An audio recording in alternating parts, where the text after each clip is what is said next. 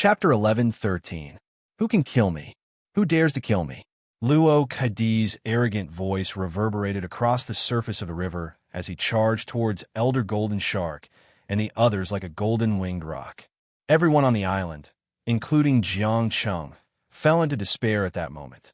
After all, Luo Kadi was a martial arts grandmaster, while the Golden Shark Elder and the other two were only martial monarchs. The difference between a martial arts grandmaster and a martial monarch was huge. Just as everyone believed that Elder Golden Shark and company were doomed, a faint voice sounded from a distant corner. I can kill you. I dare to kill you too.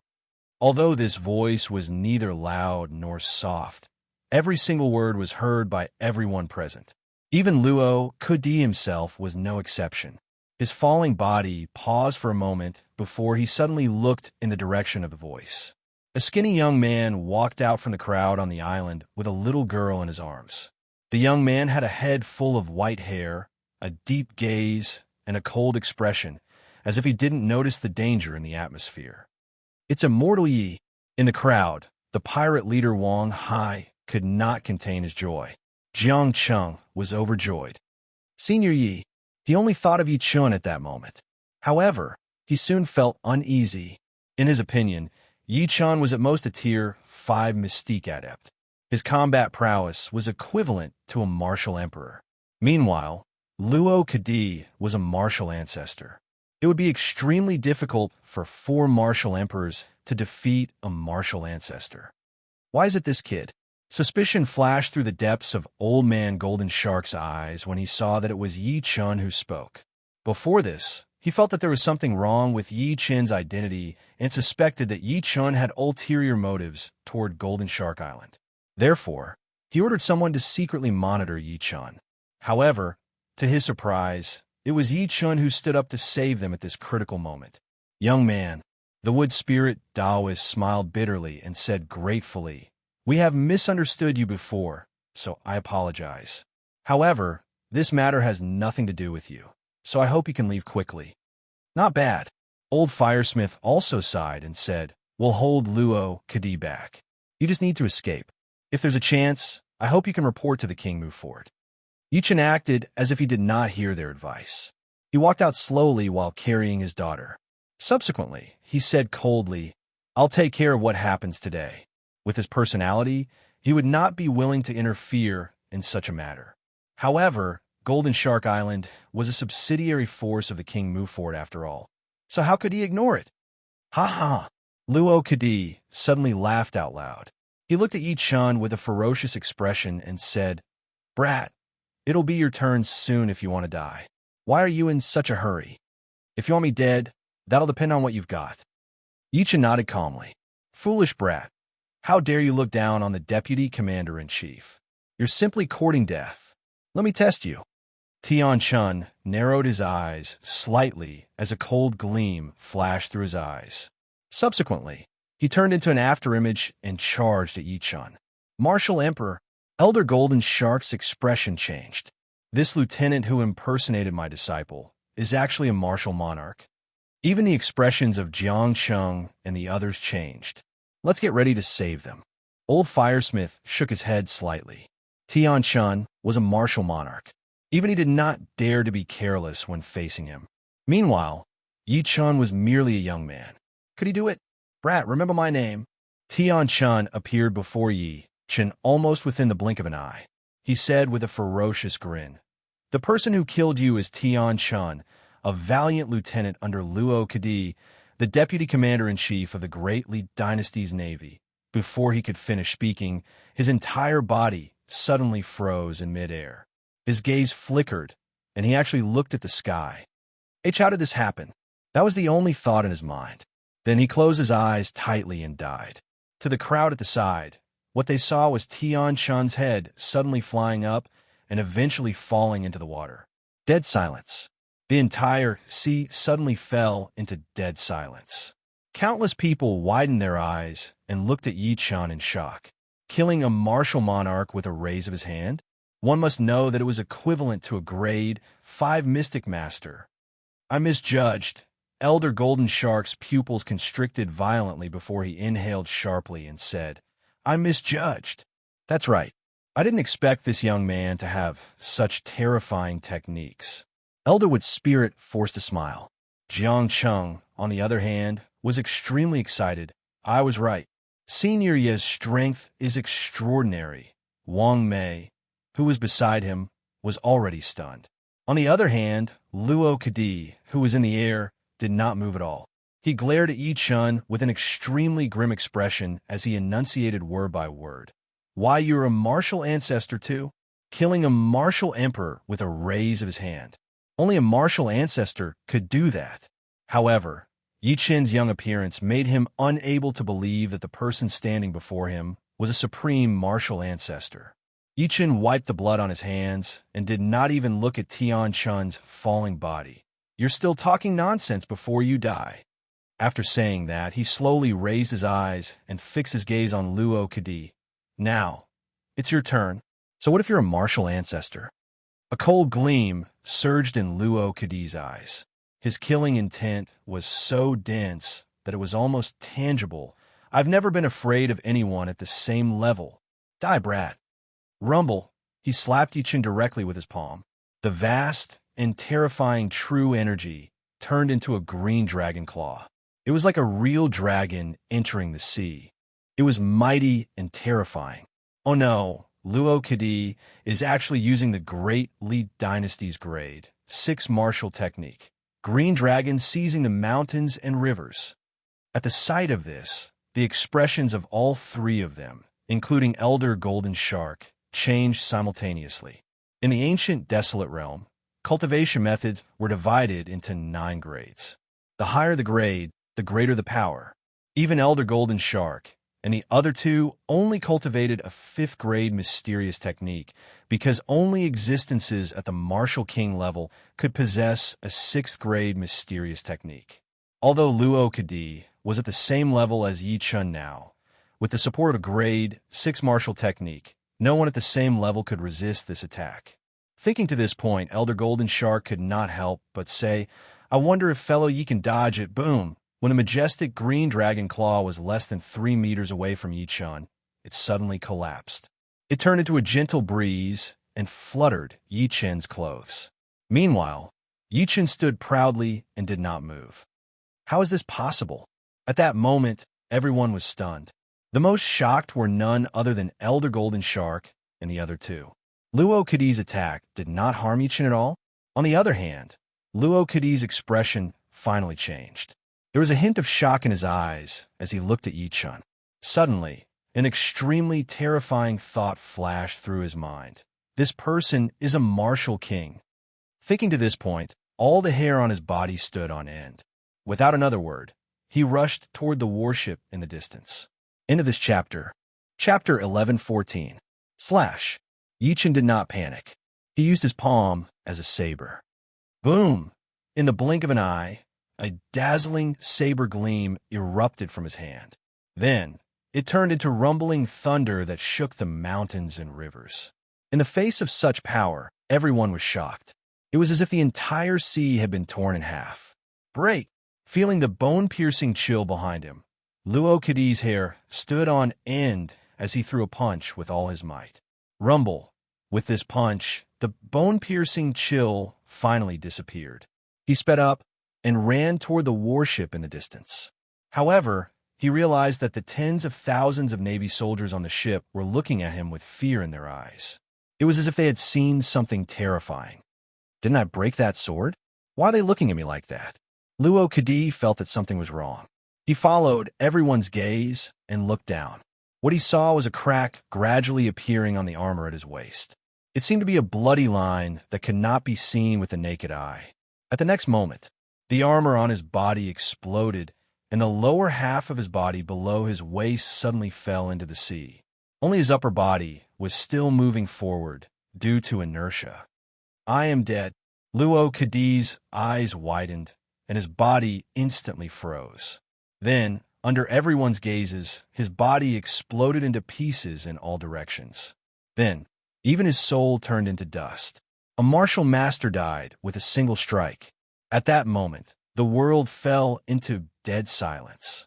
Everyone, including Old Man Golden Shark, fell silent. Their expressions were still frozen in the previous moment.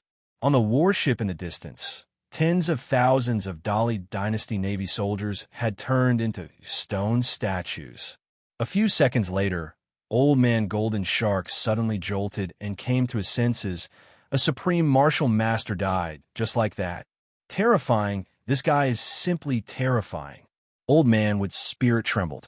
Old Man Huagong could not believe what he saw. There was only the thin figure who was unusually calm from the beginning to the end in his eyes. The most excited person was none other than Jiang Cheng on the island. Initially, he thought Yi Chen was a grade 5 mystic master. However, Yi Chen's true combat ability was to kill a supreme martial master instantly. In that case, Yi Chen must be a grade 6 mystic master who was comparable to a martial king. At this moment, a gust of wind blew across the surface of the sea, blowing the stench of blood into the warship in the distance. Only then did all the Dali Dynasty's navy who had fallen into a daze wake up, and then the entire sea erupted in a clamor. The deputy commander-in-chief is dead. He was killed by that young man. What should we do now? That young man is too terrifying. I'm afraid only the governor can suppress him. Just as the tens of thousands of Navy troops were in a state of panic, a military general with the highest rank drew his sword and bellowed, "Kill them all! Avenge the vice commander! Everyone listen to my command! Fire!" Swish, swish, swish. At that moment, the entire surface of the sea was filled with arrows, as if a locust plague had broken out. Not good. The island's defensive formation has been broken. We have nowhere to hide. Elder Golden Shark's expression changed drastically. Although Luo Kudi was dead, there were still 100,000 sailors in front of them. They were fully equipped with all kinds of supplies. Under the simultaneous attack of 10,000 arrows, Golden Shark Island would suffer heavy casualties. It's over. I'm afraid we'll all die here today. I don't want to die. God, save us. For a moment, the entire island fell into panic. Countless people pushed and shoved each other, trying to vent the fear in their hearts. Even Elder Golden Shark could not help but feel despair. Although they were martial emperors, they could only protect themselves at most when faced with 10,000 arrows. They could not protect the hundreds of thousands of people behind them. Right at this moment, a figure suddenly shot into the sky. What's he doing? The same thought flashed through many people's minds when they saw that it was Yi Chen. Under everyone's gaze, Yi Chen lifted his hands slightly and hugged the air. His aura changed. With this hug, it seemed to everyone that he was holding the world in his hands. It was a very mysterious feeling. Yi Chen took a deep breath in and crossed his arms. Divine punch created in 33 days. Yin-yang wheel. Under everyone's shocked gazes, a huge vortex suddenly appeared above Yi Chen's head. The vortex was like the mouth of a ferocious beast, emitting endless tearing force. At the next moment, the overwhelming arrows that were rushing towards everyone changed their trajectories and were sucked into the vortex at the same time. The vortex also disappeared, and the sky was once again restored to its original color. The people who were panicking earlier were all stunned at this moment. They could not believe what they saw. Immortal technique. This is an immortal technique. Immortal Yi actually knows immortal techniques. We're not dead. At this moment, countless people were in an uproar. Some were excited, some were shocked, and some were in disbelief. On the other hand, the warship opposite them was dead silent.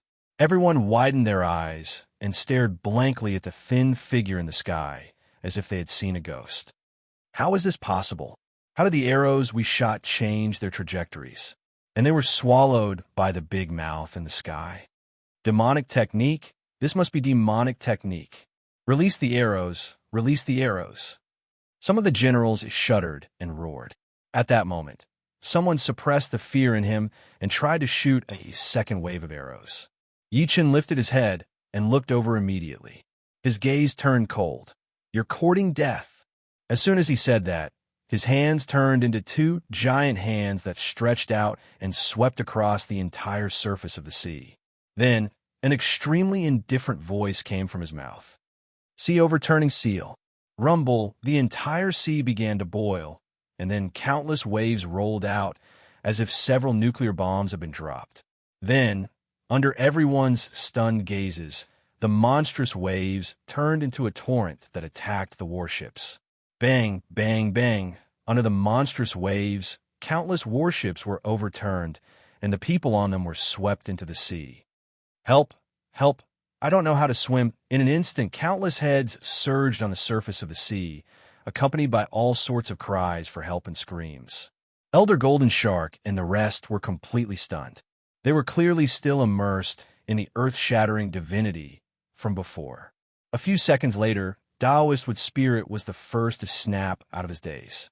His lips trembled as he said, "A single person defeated a 100,000 Navy army. Is this how terrifying a grade 6 Mystic Master is?" Yichan took a step out and flew across the sea directly. Eventually, he landed on a warship and lifted a person. It was a middle-aged man in blue armor. He was horrified when Yichan grabbed him. Yichan looked at him coldly and said coldly, "Tell me, what's the current situation of the King Move Fort? P.S. I wish everyone a Happy New Year. Thank you for your support and encouragement over the past year. I wish you good health, good luck, and abundant wealth in the new year." End of this chapter. Chapter 11:15. Above the waters of the Southern Islands. After Yi Chan killed Luo Kadi, the deputy commander-in-chief of the Great Li Dynasty's navy in a domineering manner and destroyed tens of thousands of navy troops by himself, the entire surface of the sea was filled with all sorts of ghostly wails and wolf howls. There were the desperate cries of those who had fallen into the water. Yichan did not care about that at all. Instead, his gaze landed on a Great Li Dynasty Navy general that he grabbed. "Tell me, how's the current situation of the King Move Fort?" Meeting his gaze, the Navy general began to shout and scream, as if he had been scared out of his wits. Yi Chan frowned. Subsequently, he pressed his hand on her head and performed the soul-searching tactic forcefully. His expression could not stop changing. After a short while, Chanshi directly turned the former's bones into ashes, and his gaze became extremely icy cold. By using this soul-searching tactic on the Navy general, he roughly understood the current situation of the King Move Fort. The entire Tianfeng Sea region was divided into 4 parts: the East Sea, the North Sea, the South Sea, and the West Sea. In the 4 regions, there were humans, Oceanic Clan, Demon Clan, and many other living beings. The King Move Fort and the Great Li Dynasty were located in the East Ocean. The East Ocean spanned hundreds of thousands of miles, and there were originally countless sections. Each sect was divided into 9 grades, and each grade represented a heaven. There were 4 top-notch 9th-rank forces in the Eastern Sea, namely the Dali Dynasty, the Lingyuan Paradise, the Taiching Palace, and the Kunwu Holy Ground. These 4 top forces dominated the entire East Sea. Below them, there were countless small sects and families, forming a strict pyramid.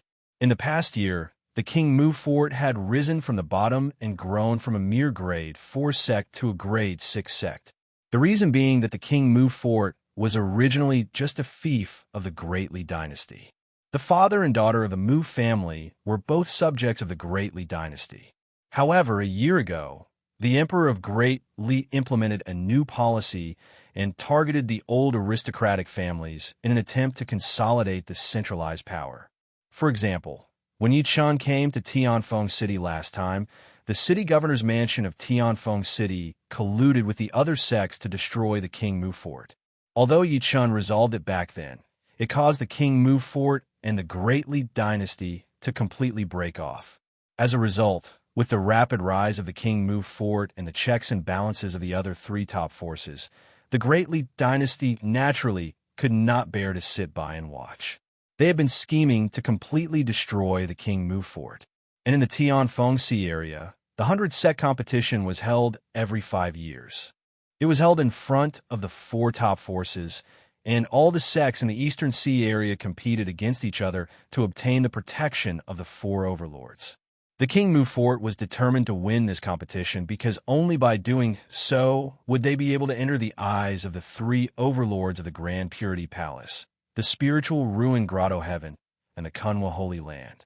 Then, they would be able to contend with the Great Li dynasty. How could the Great Li dynasty not understand this? Therefore, they wanted to use this opportunity to completely bring the King Mu fort down to the mortal world. Yi Chun frowned after finally digesting the memories in his head.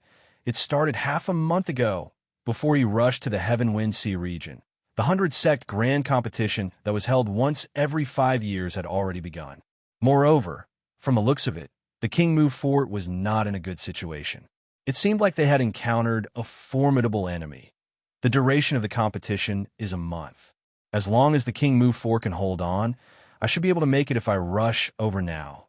Yi Chen's eyes flickered. A cold and stubborn figure could not help but appear in his mind. Can you hold on? As he thought to this point, his figure flashed and landed on Golden Shark Island. He looked at Old Man Golden Shark and the other two indifferently. I have something to ask the three of you. In a luxurious Golden Shark Palace, Yi Chen sat on the main seat.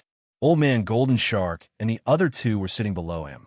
However, the three of them were sitting nervously. They looked extremely respectful, and they would look at Yi Chun with complicated gazes from time to time. Especially Old Man Golden Shark. He had summoned Yi Chun here last time. However, he was the master back then, and he did not even take Yi Chun seriously when he spoke. However, the three of them were trembling in fear under Yi Chen's powerful aura. The situation changed so quickly. Judging from how Yi Chun killed Luo Kadi earlier, and how he used his heaven-defying divinity to destroy the tens of thousands of Navy troops, he must be a martial king. The three of them were shocked. Yi Chen did not care about their reactions at all. Instead, he looked at Old Man Golden Shark. Where is the 100-sect tournament held every 5 years? Old Man Golden Shark stood up subconsciously and did not dare to hide anything. Senior, it's at Tianxian Mountain. Tianxian Mountain? Yi Chen's eyes focused. Senior, as if sensing his confusion, Taoist with spirit said, Tianxian Mountain is the largest mountain range in the Eastern Sea. It's known as the Immortal Mountain. It's over 90,000 kilometers away from Golden Shark Island. Do you know the exact route? Yi Chen asked again. Senior, we know the route. Old Man Golden Shark smiled bitterly. However, even if we set off now, I'm afraid we won't be able to make it in half a month. He vaguely guessed that the reason Yi Chun saved them was probably because he had a certain relationship with the King Mu fort. However, the 100-sect tournament had already begun for half a month. Even if they rushed over now, the 100-sect tournament would probably end by the time they arrived. It's fine. You just need to lead the way for me. Yi Chun chuckled softly. With his speed, if he did not sleep or rest, he would be able to cover the distance in half a day with his sword kinesis flight. Almost as soon as Yi Chun led Old Man Golden Shark away from Golden Shark Island, on the Tianxian Mountain that was 90,000 kilometers away. It was a majestic mountain located in the boundless mountain range. It was surrounded by mountain peaks and ravines. The mountain was dazzling with the morning sun, and there was a faint celestial sound that filled the air, causing one to be amazed. If one took a closer look, they would realize that there were huge stone platforms set up in the entire Tianxian Mountain. On these stone platforms, there were countless stone steps that led to the sky. On these stone steps that led to the sky, countless people had already gathered. These people were from over 100 sects in the entire Eastern Sea. On these stone platforms of various sizes, the names of countless sects were engraved, such as the Heavenly Shaking Sect, the Great Whale Sect, the Dark Light Palace, and so on. On a huge stone platform that was relatively far away, compared to the hundreds of people on the other stone platforms, there were less than 10 people on this stone platform. It seemed extremely deserted. Among the 9 people, there were 2 beautiful figures standing at the front. On the left was a young girl in purple who was only 17 or 18 years old. Although the purple-clothed girl was still young, her facial features were already completely developed. Her lips were red and her teeth were white. She had a beautiful face, and there was a natural charm in the depths of her clear eyes. She was clearly a little beauty. On the other hand, the woman on the right was dressed in white. She was slightly tall, and her black hair was tied up casually. It hung down softly from her slender waist like a waterfall. End of this chapter. Chapter 11:16. Compared to the purple-clothed girl on the left, the white-clothed girl had bright eyes and white teeth. She was like a lotus that had just emerged from the water, elegant and peerless. Her white clothes fluttered casually in the wind, and she looked like a fairy that was about to ascend to the moon at any time. She was extraordinary. However, if one took a closer look, they would notice that there was a trace of melancholy and coldness on the woman's peerlessly beautiful face. Many people on the other stone platforms could not help but look at the former, and undisguised discussion spread out in all directions. Did you see that? That's the famous young mistress of the Mu family, Mu Kaiwei, who's known as the #1 beauty in the Tianfengxi area. We've long heard of young Mistress Mu's beauty. Now that we've seen her face today, we've realized that the rumors are true. If such a beauty and stunner could take a look at me, I'd be willing to die now. Shoo. Be careful with your words. Not only is young Mistress Mu's beauty unparalleled, but she's also a supreme martial ancestor. The white-clothed girl on the stone platform did not seem to hear the discussions around her. Her eyes were still cold. At this moment, a middle-aged man in tight clothes slowly walked over. His brows were as gloomy as water. When she saw the person, the purple-clothed girl could not help but ask, "Master, how is it? Who's your next opponent?" The middle-aged man glanced at the white-clothed girl bitterly, and his lips moved slightly. "My King Mu Fort has drawn Xie Feiyu from the grade 7 sect, the Painted Sound sect." The moment that was said, the purple-clothed girl immediately cried out in surprise. "Why did we draw him?" Even the white-clothed girl, whose expression had not changed, had a ripple in her beautiful eyes. The Painted Sound sect is good at painting and sound-killing techniques. Their methods are extremely strange, and it's impossible to guard against them. Even among the grade 7 sects, they're ranked at the top. The purple-clothed girl bit her lips, and her expression was rather unpleasant, especially this Xiefeiyu. It's said that he's the only descendant of the Painted Sound sect's patriarch, and he's known as the most talented successor of the Painted Sound sect.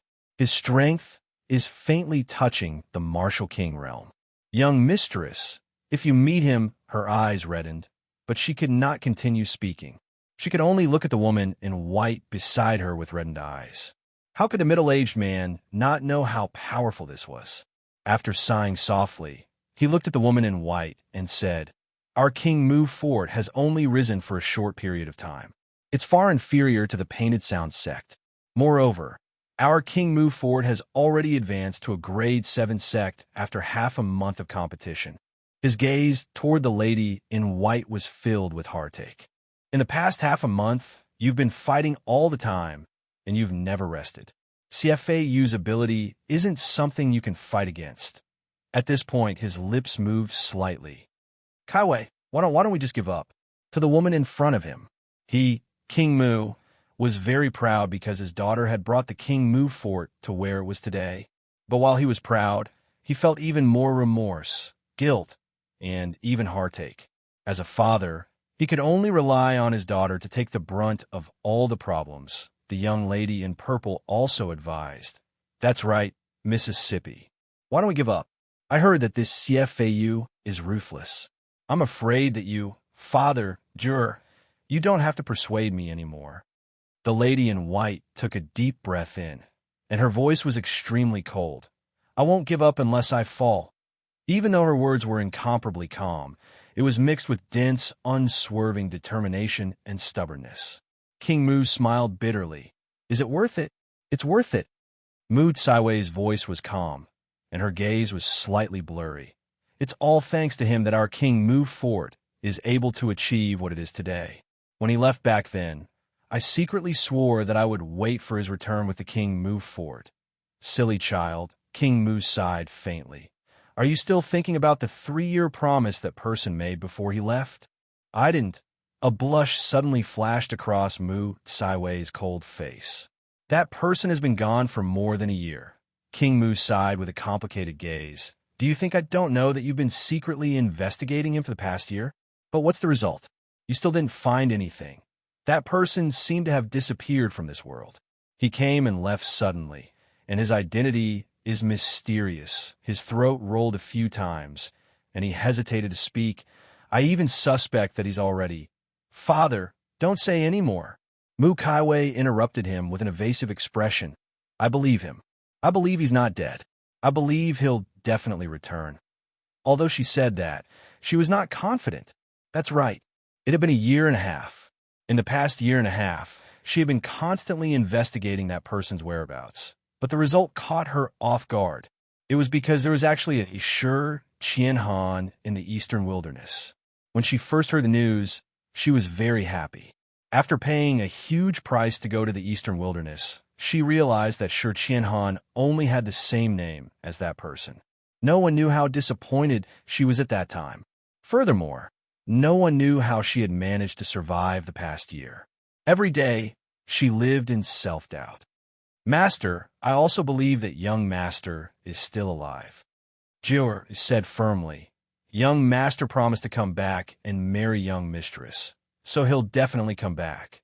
Although she said that, she secretly stuck her tongue out. After all, she was the last person to see Chen back then. He did not say that he would come back to marry young Mistress 3 years later. All of this was because she could not bear to see her young mistress haggard, so she said it on purpose. She did not expect her young mistress to sink deeper and deeper. Father, I'll go back and rest first. Let me know if there's anything. Mu Kaiwei muttered softly and was about to turn around and return to her temporary residence in the King Mu Fort. I didn't expect my opponent to be the #1 beauty in the Tianfengxi area, young Mistress Mu. I've taken pity on her. Right at this moment, a frivolous and rude voice slowly came from afar. Immediately after, a handsome young man in white walked over with a gentle expression. There were many handsome men and beautiful women following beside him. It was this person's appearance that caused the originally noisy scene to instantly quiet down. In an instant, countless gazes turned to the white-clothed young man. Some people's expressions changed as they immediately recognized the other party's identity.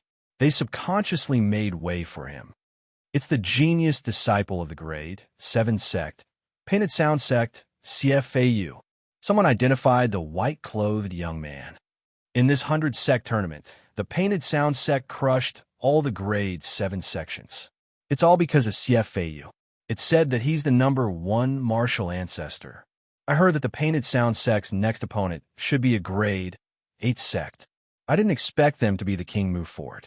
They can only blame their bad luck. In an instant, many people whispered among themselves. Obviously, they were extremely afraid of CFAU.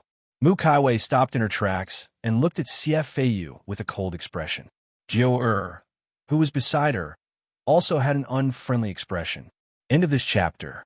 Chapter 11:17. CFAU did not care about the crowd's discussions at all. He sized up Mu Kaiwei and the rest with a slightly arrogant expression. He was very rude. King Mu's expression turned slightly grim. He took a step forward and said, Young Master Xie, your Painting Sound sect is a high-grade 7 sect. Are you here to show off your might to my King Mu Fort? He protected Mu Kaiwei tightly behind him. This was almost the most primitive behavior of a father. As soon as he finished speaking, a skinny old man took a step out from behind CFAU. Then his aura was completely revealed. Boom! An aura that belonged to a martial sect landed on King Mu. Bleck!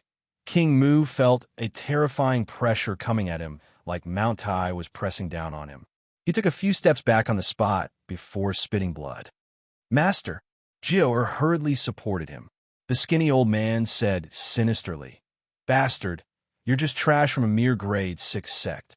What right do you have to speak to my young master in such a tone? At the next moment, a frost-like sword gleam tore through the air and slashed at him with incomparable sharpness. Oh no! The skinny old man's expression changed drastically. He immediately retreated, but he was still too slow. As the sword gleam landed, his left arm was severed on the spot. You're suppressing my father with your aura. I'll sever your arm. Mu Kaiwei's cold voice rang out. The skinny old man endured the pain and said with a venomous gaze, Mu Kaiwei, you be asterisk. At the same time, a storm surged in his heart. They were both martial sects, but he could not withstand a single attack from Mu Kai Wei. The surroundings suddenly fell silent. Everyone's eyes widened as they looked at Mu Kai Wei in shock. Even Xie Feiyu frowned. A cold gleam shot out of Mu Kai Wei's beautiful eyes. If you say another word, even Xie Feiyu won't be able to protect you. The skinny old man revealed a furious expression, but he forcefully swallowed his words. He really did not dare to take the risk. Xie Feiyu watched coldly from the side the entire time. At this moment, he slowly said, "Ms. Mu, I know that your king Mu Fort wants to obtain the protection of the three sects by advancing to a grade 7 sect. Unfortunately, you've encountered me. So what?" Mu Tsaiwei's beautiful eyes were cold. Xie Feiyu said with a faint smile, "I'll give you a chance. As long as you're willing to marry me, I can admit defeat in the upcoming competition. I can even help your king Mu Fort become a grade 7 sect." The Heaven Wind Sea region's sect promotion method was very simple, and that was to first sweep away all the sects of the same level, and then challenge any high-ranked sects. For example, if a first-grade sect wanted to become a second-grade sect, it would have to first sweep through all the other first-grade sects, and then issue a challenge to any second-grade sect. If it won, it would be promoted. As soon as Xie Feiyu finished speaking, there was an uproar at the scene. No one would have thought that Xie Feiyu's target was actually Mu Kai Wei, and he was so direct. Jiu Er's expression changed, and she subconsciously blurted out, "You want to hit on the young lady? You're delusional. Not only do I want to lay my hands on your young lady, but I also want to lay my hands on you." Xie Feiyu looked at her covetously. "I'll only consider giving the king Mu Fort a chance of survival if both you and your young mistress marry me." Shameless. Jiu was so angry that her face turned red. Xie Feiyu was not angry. He continued to chuckle and look at Mu Kai Wei. "Miss Mu, what do you think? You have to know that the King Mu Fort is a thorn in the Great Li Dynasty's side. No one dares to save you. On the contrary, my painting insect is different." He was extremely confident. "My aunt is a member of the three sects, and my painting sound school is about to become an 8th-grade sect. Even the Dali dynasty will have to be wary of us." The three sects he mentioned were the Sky Purity Palace, the Spirit Ruins Paradise, and the Kunwa Holy Ground. Under everyone's gazes, Mu Tsaiwei's delicate body trembled slightly, and then she said very calmly, "Young Master Xie, instead of wasting your breath, why don't you worry about the next arena?" As soon as she finished speaking, the entire place fell silent. In everyone's eyes, Xie Feiyu's conditions were a little overbearing, but how could they not be tempted? "So you're rejecting my proposal?" Xie Feiyu's expression gradually turned grim. "Since that's the case, then I'll say it here. With me around, your King Mu Fort is not fated to be a grade 7 sect."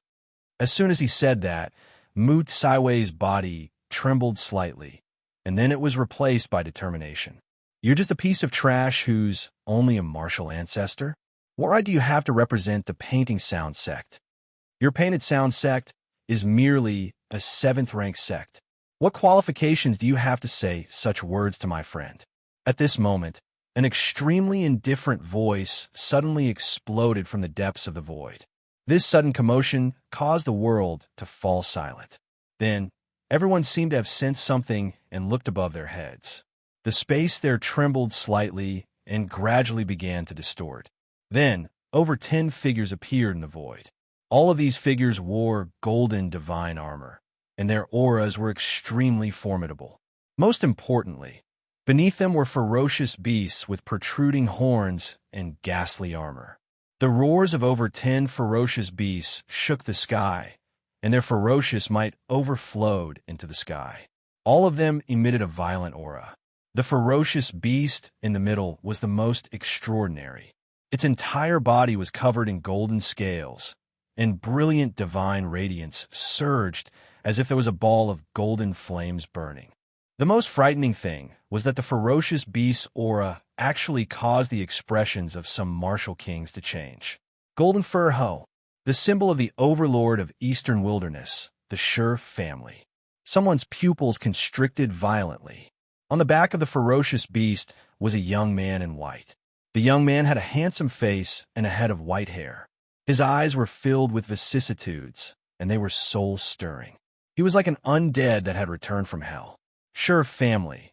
It's the overlord of Eastern Wilderness, the Sure family.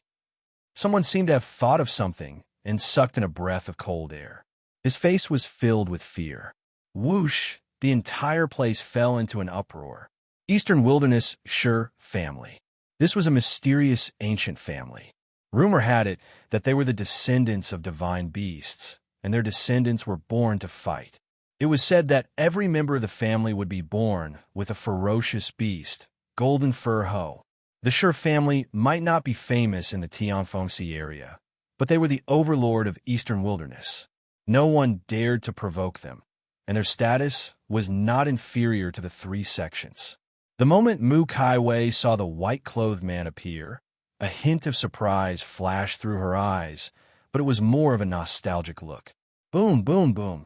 At that moment, three figures with powerful auras appeared in the void. They were two old men with sharp eyes, and a woman in a Taoist robe with an extraordinary temperament.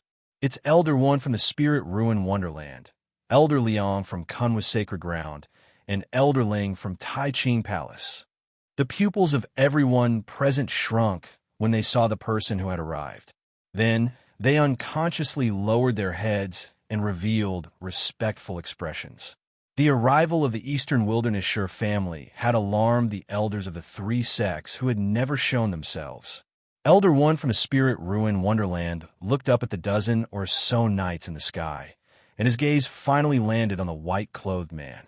I didn't expect the young master of the Eastern Wilderness Sure family, Sure Qianhan, to come to our Tianfengxi area. Please forgive me for not going out to welcome you. End of this chapter. Chapter 11:18. On top of the Tianxin mountain, everyone's eyes were fixed on him. Countless people widened their eyes as they stared at the dozen knights who were welcomed by the elders of the three sections. I didn't expect the young master of the Eastern Wilderness Sure family, Sure Qianhan, to come to our Tianfengxi area. Please forgive me for not going out to welcome you. Elder Tian, one of the four overlords of the East Sea of the Tianfengxi area, spoke. There was a moment of silence before a great uproar broke out. The Sure family of the Eastern Barren Territory. They are from a most mysterious ancient clan in the Eastern Barren Territory, the Sure family. Heavens, didn't the Eastern Wastelands Sure family never interact with our Heavenwind Sea region? Why would it suddenly descend now? Many people's gazes were tightly locked onto the white-clothed youth in the sky as dense shock surged in their eyes. Is this person the new young master of the Sure family, Sure Qianhan? Just like his name, his bearing is extraordinary. Someone murmured. It is said that this young master, Sure Qianhan, appeared a year ago. One of the higher-ups of an 8th-rank sect said with a serious expression, in just a year, this person has swept away all of the younger generation of the Sure family and became one of the 4 young masters. Many of the higher-ups of the Sure family believe that he is the one who has the highest chance of becoming the young ancestor. As soon as these words came out, everyone was petrified. Junior Patriarch. These 2 words represented the identity of the Sure family's future successor, and also represented the future leader of the Sure family to suppress the entire Eastern Barren. While everyone was discussing, Sure Qianhan looked at Elder Tian and the others and said, Elder One, you're too polite. I'm just here to visit a friend. Friend? The Spirit Ruin Cave's Elder Tian was taken aback at first. He looked at the Kunwa Holy Land's elder and the Sky Purity Palace's elder in confusion before asking, May I know who young Lord Sure's friend is? Yes, we are also very curious. What kind of existence is able to befriend young Master Sure? Elder Liang of Kunwu Holy Land said with a gentle expression. The eyes of everyone on the ground lit up, and they couldn't help but look around. Clearly, they were curious about who Sure Qianhan's friend was. Sure Qianhan sized up the scene coldly, and then his gaze landed on Mu Kaiwei on the stone platform. The next moment, under everyone's gazes, the ferocious beast beneath him, the Golden Fur Ho, seemed to have sensed his intentions. It stepped through the air and landed beside Mu Kaiwei. At that moment, the young master of the Painted Sound sect, CFEU, who was less than 5 steps away from Mu Kaiwei, panicked slightly. He unconsciously took a step back. Shi Qianhan looked at Mu Kaiwei with a gentle expression and smiled. "Miss Mu, I haven't seen you for half a year. How have you been?" As his voice fell, the entire sky, Spiral Mountain, suddenly fell into a dead silence. The friend of the Shi clan's young master, Shi Qianhan, was actually the young mistress of the grade 6 sect, King Mu Fort, Mu Kaiwei. Countless people were in disbelief. Elder One and the other two couldn't help but look at each other. Their eyes were filled with confusion. They had some understanding of the King Mu Fort. Even though Mu Kaiwei was extremely talented, she still could not catch their attention. They could not figure out why an existence like the overlord of the Eastern Wilderness, the Shi family, would be related to a grade 6 sect, even though they were hundreds of thousands of kilometers away. At that moment, the expression of the relatively calm young master of the grade 7 sect, painted sound sect, froze. Facing Shi Qianhan's greeting, Mu Kaiwei's expression softened slightly. She smiled sweetly and said, "Thank you for your concern, young Master Shi. Kaiwei is fine." "Kaiwei? How did he?" King Mu, who was beside him, looked at Shi Qianhan, then at Mu Kaiwei. He wanted to say something, but hesitated. He actually wanted to say why the white-clothed young man's name was exactly the same as that person's. Only Jiu was not surprised at all. Half a year ago, Mu Kaiwei had gone to the Eastern Wilderness to look for that person and met Shi Qianhan. As if sensing King Mu's doubts, Mu Kaiwei said indifferently, "Father, young Master Shi is a friend I met in the Eastern Wilderness. It's just the same name." Only then did King Mu come to a realization. Then, he was a little excited. If his daughter could get to know such a person, wouldn't that mean that his King Mu Fort was saved? I was wondering why young Master Shi would come to our Tianfeng Sea area from so far away. He's actually an old friend of Ms. Mu, the beautiful middle-aged woman from the Great Purity Palace. Elder Ling said with a spurious smile, "I'm afraid it's not as simple as an old friend, right?" When the others saw her expression, they could not help but start guessing. They subconsciously thought that there was a relationship between Shi Qianhan and Mu Kaiwei. Even the young master of the grade 7 sect, painted sound sect, CFAU, had an indignant expression on his face. He viewed Mu Kaiwei as his exclusive property. However, now that Shi Qianhan had appeared, whether it was in terms of strength or identity, he far surpassed him. How would he accept this? "I'm just an ordinary friend of Ms. Mu." Shi Qianhan smiled faintly. Although CFAU did not believe him, he still smiled. "Since young Master Shi and Ms. Mu know each other, I won't disturb you anymore." With that, he turned around and was about to leave. He could be considered a sensible person. After knowing that there was no hope, he simply chose to withdraw. However, the moment he turned around, an extremely calm voice sounded behind him. "Did I ask you to leave?" CFAU stopped in his tracks, and his expression turned ugly. He then turned around and looked at Shi Qianhan. "I wonder what else young Master Shi has to say." The noisy scene gradually quietened down as countless gazes shifted between Shi Qianhan and CFAU. Someone seemed to have thought of something, and a spurious smile appeared on his lips. Obviously, this young Master Shi from the Eastern Wilderness was going to point his spear at CFAU and stand up for Mu Kaiwei. Even Mu Kaiwei was slightly stunned. Elder Wen's expression changed slightly, and he slowly said, "Young Master Shi, you're a guest. Why don't you follow us to the high platform to watch?" What he meant was that Shi Qianhan was a guest after all, and it was not good for him to cause trouble at the grand event of the Tianfeng Sea area. "No need." Shi Qianhan slowly raised his head to look at CFAU and said coldly, "I heard you threaten Ms. Mu earlier. You said that as long as you're here, the King Mu Fort won't be able to advance to a grade 7 sect?" Facing his domineering attitude, CFAU was a little angry. He said coldly, "Young Master Shi, this is a matter between the Painting Sound sect and the King Mu Fort. It's not good for an outsider like you to interfere, right?" The atmosphere started to become oppressive. Many people shook their heads secretly. Although CFAU's strength and background could not compare to Shi Qianhan's, the Painting Sound sect had people in the 3 sects behind him, and they were locals of the Tianfeng Sea area. On the other hand, Shi Qianhan, who was from the eastern wilderness, was being so overbearing. It was a little rude. However, Shi Qianhan's expression turned cold. I've already said that Ms. Mu is my friend. Since that's the case, Ms. Mu's matter is also my matter. Into this chapter. Chapter 11:19. As soon as he said that, the entire place was in an uproar. Many of them were shocked. It was as if he did not expect that this young master from the Eastern Wastelandshire family would be so overbearing and openly support Mu Kai Wei. The skinny old man next to CFU could not help but threaten, "Young Master Shi, don't forget that this is the Tianfeng Sea area, not the Eastern Wilderness." "Is that so?" Shi Qianhan replied calmly and suddenly looked at the skinny old man. A blood-red light flashed in his eyes. The latter's body stiffened and instantly turned into a stone statue, motionless. Old Fu. CFU's expression changed, and he subconsciously reached out to touch his body. "Don't spit at him." The elders of the three sects spoke in unison. However, it was too late. As soon as CFU's hand touched the stone statue turned into a stream of blood and flowed to the ground. A living person was gone in an instant. This sudden scene caused the crowd to burst into an uproar. "Blood Sea Buddha, I."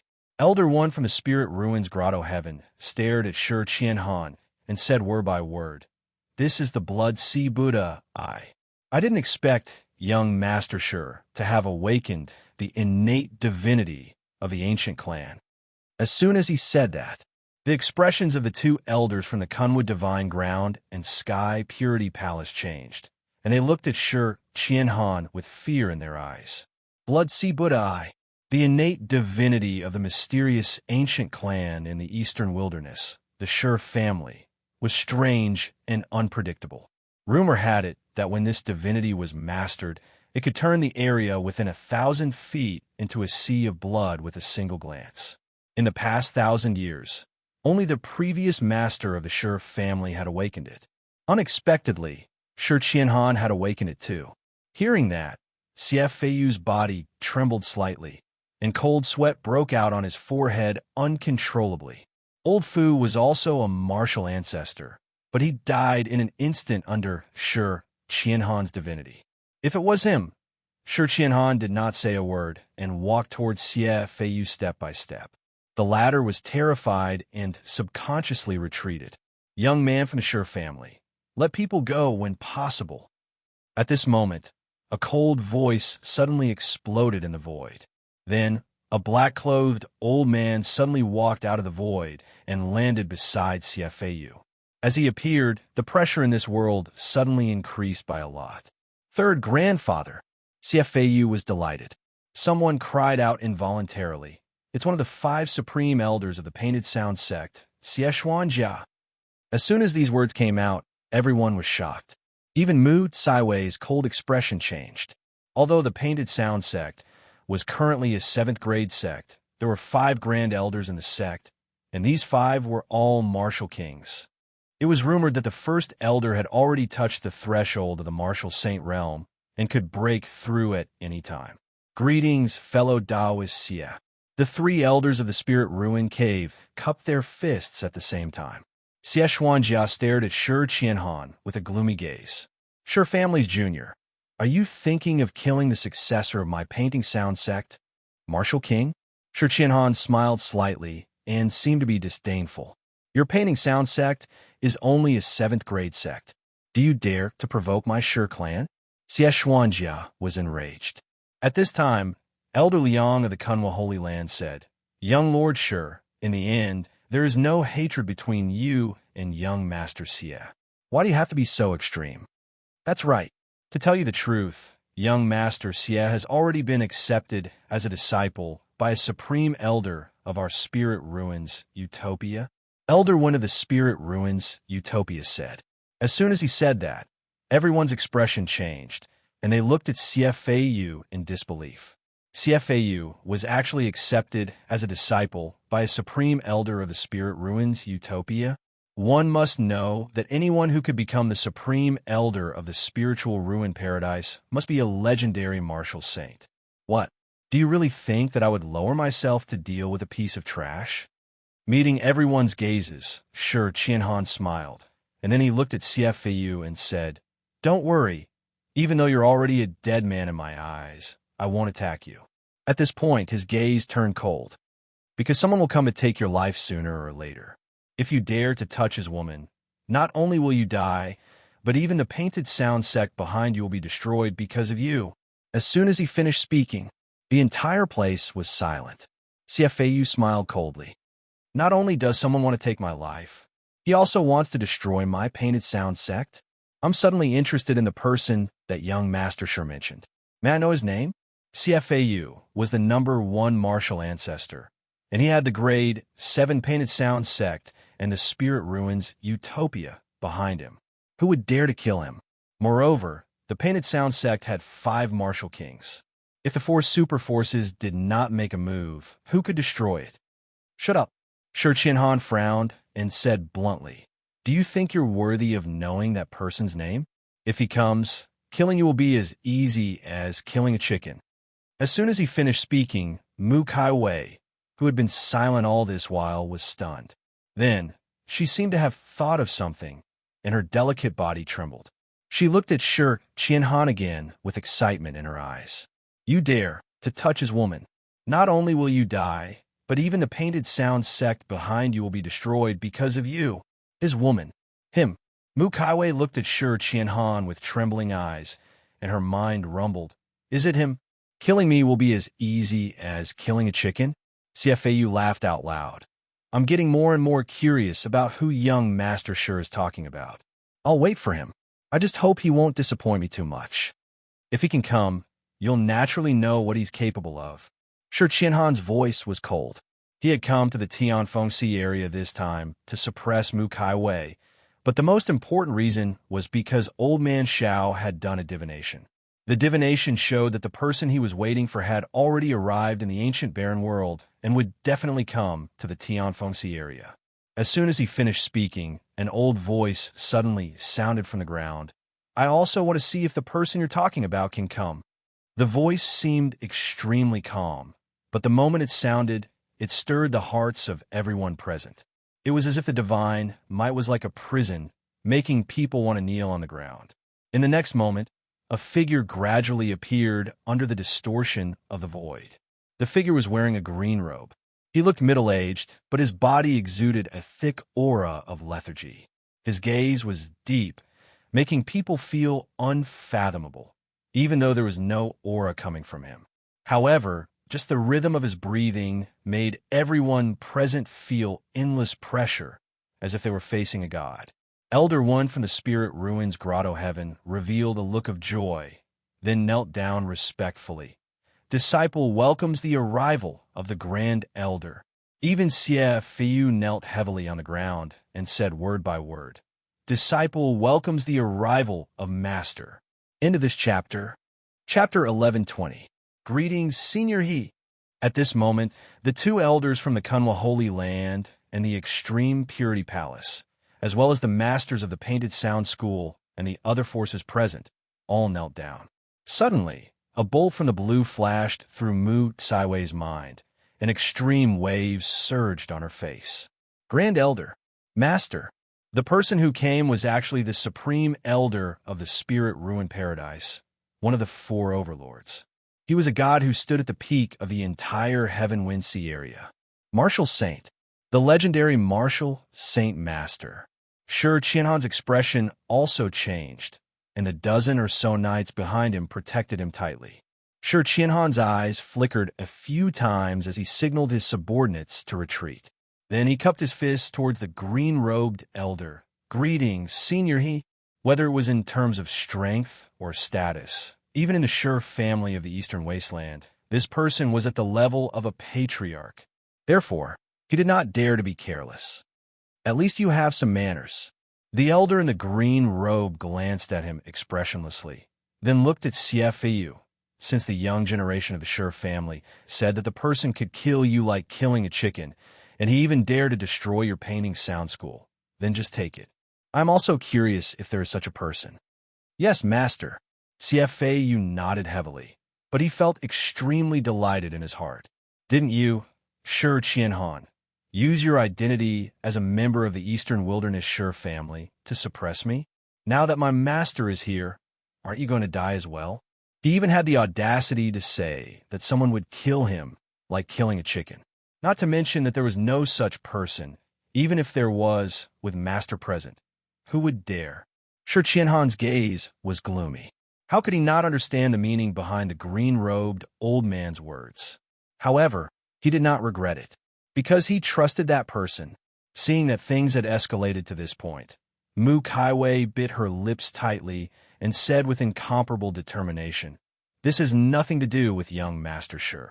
It's all because of my King Mu fort." She did not want to implicate Shi Qianhan. However, before she could finish speaking, the green-robed elder suddenly looked at her. Just one look. Mu Kaiwei only felt her entire body tremble. Her sea of consciousness was in extreme pain. Her body trembled violently, and she uncontrollably took a few steps back.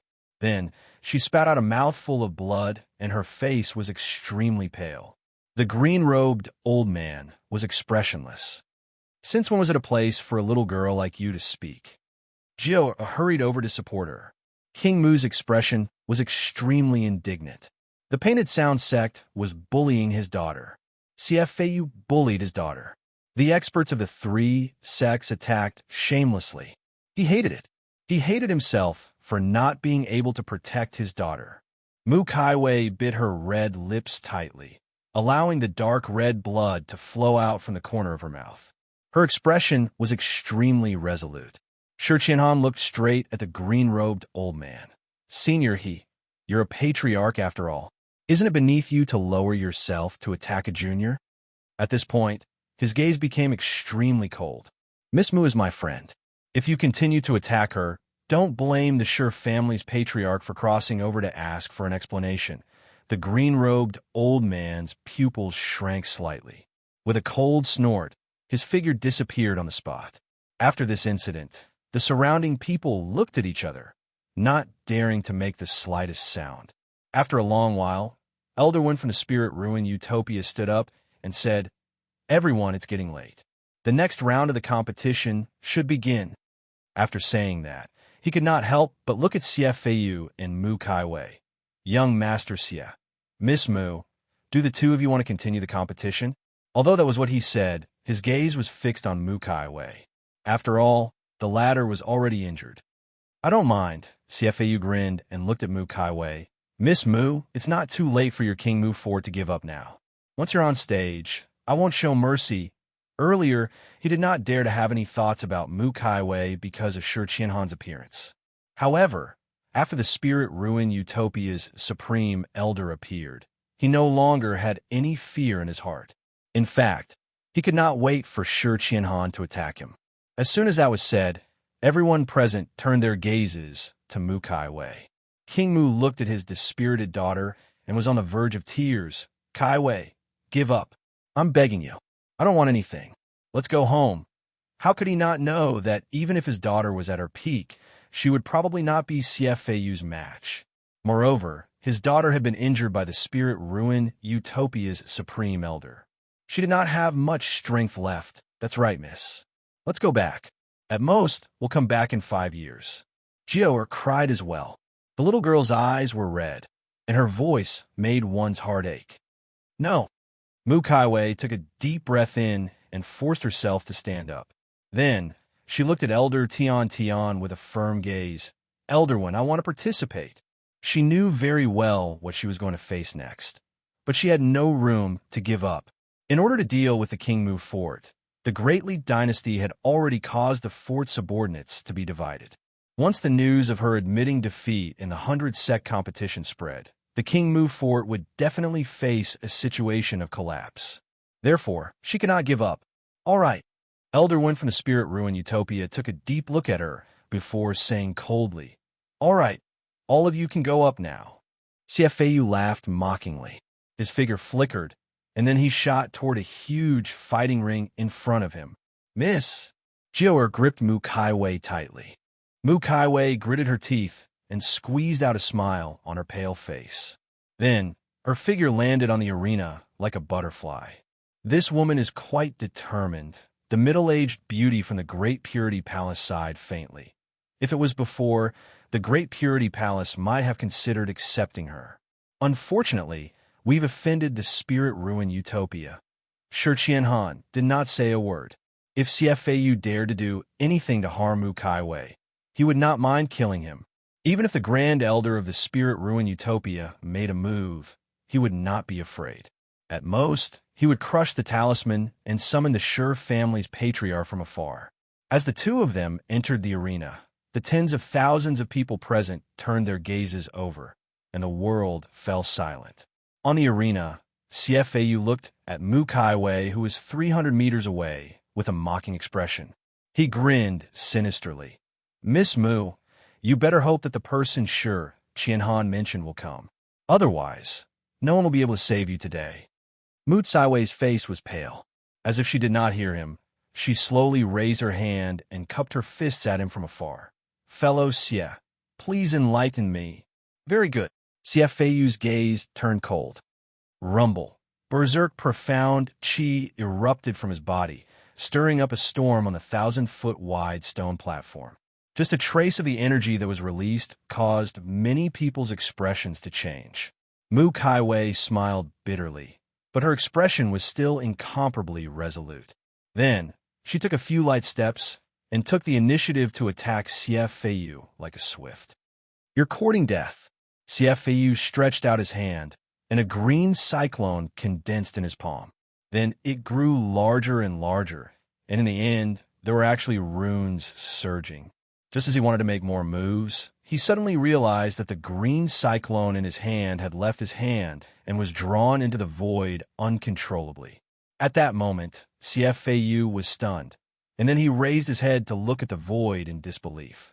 At that moment, many people present suddenly raised their heads to look at the sky. That was because there was suddenly an invisible pressure descending from the void. The pressure seemed to be able to collapse the sky, and the more profound one's cultivation was, the more fearful they were. Rumble. At that moment, under everyone's shocked gazes, a purple thunderbolt suddenly appeared in the silent void, and then it caused tens of thousands of thunderbolts to rumble at the same time. In an instant, dark clouds covered the sky, and the weather changed. Countless purple lightning snakes quickly condensed in the void. From afar, it looked like a purple electric net had covered the entire sky. Boom! As more and more thunderclouds gathered.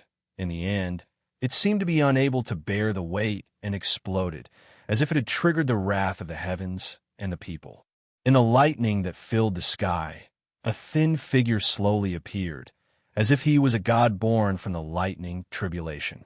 The figure had a head of white hair, and his eyes were like two bolts of lightning. He walked over slowly with a little girl in his arms. Wherever he passed, the clouds disappeared, the rain dispersed, the lightning made way, the void collapsed, and the world was subdued. At that moment, Mu Kaiwei's delicate body trembled violently, and a trace of moisture appeared in her beautiful eyes. He's here. End of this chapter. Chapter 1121. It's him, it's really him. Mu Kaiwei stared blankly at the thin figure that was slowly walking over from the endless lightning in the sky. Two streams of hot tears rolled down from the corners of her eyes. She looked at the familiar figure that she had parted with a year ago and watched him walk over on the thundercloud a year later. She bit her red lips tightly while more and more clear tears gathered on her face. It seemed like all the yearning that had accumulated in her heart during this past year and all the grievances she'd suffered earlier were pouring out like a torrent at this moment. He was here. He was draped in the sky, stepping on the ground, and bathed in lightning. He was here. "Brother Yi, it's really you." Shi Qianhan looked at the skinny figure that was getting closer and closer in shock. Apart from being shocked, he was even more excited. He could not help but recall the scenes from when he met Yi Chun to getting to know him. However, a strong sense of guilt surged in his eyes soon after. He, Shi Qianhan, had lived for Yuer for the first half of his life. He had experienced betrayal and betrayed others. He was enemies with his master and everyone in the world, but he treated Yi Chun as a friend. However, he chose to betray and sell out his friends. He even fought them. He would never forget how he was threatened by Xiao Yuanjing from the Kunlun Ruins Xiao family and attacked Yi Chun on the ghost ship. He owed Yi Chun. Even on the ghost ship, he had pulled Xiao Yuanjing, who wanted to escape, and his flesh and blood were devoured by the strange black fog before he died. He still felt that he could not make it up to Yi Chun. Young master, is it young master? Jiao rubbed her eyes and looked at the sky in disbelief. Various expressions appeared on Xiao Hua's face, which had just cried. King Mu revealed an expression as if he had seen a ghost. He could not help but pinch himself and suck in a breath of cold air. It's really that brat? At this moment, they were not the only ones. Even the tens of thousands of people present, including Elder Tian Tian and the rest of the Spirit Ruin Cave, were shocked. Elder Tian Tian's pupils constricted violently as he stared fixedly at the figure in the sky. He was a peak martial king, but he realized that he could not see through that figure. All the hair on Elder Liang's body stood on end. He didn't know why, but when that figure appeared in the sky, a bone-piercing chill swept through his entire body. At this moment, the entire Tian Xian Mountain, regardless of whether it was a low-level martial artist or a high-level martial artist, was shocked by that figure. CFEU, who was less than 100 feet away from Mu Kaiwei, stared blankly at the figure in the sky. Then, he noticed Shi Qianhan and Mu Caiwei's reactions. He suddenly shuddered. A chill that made one's hair stand on end emerged from his heart, and this chill nearly caused his soul to scatter. There's actually such a person? He had originally thought that the person Shi Qianhan had mentioned was fake, but the scene before him forced him to believe it. I'm definitely not a match for such a person.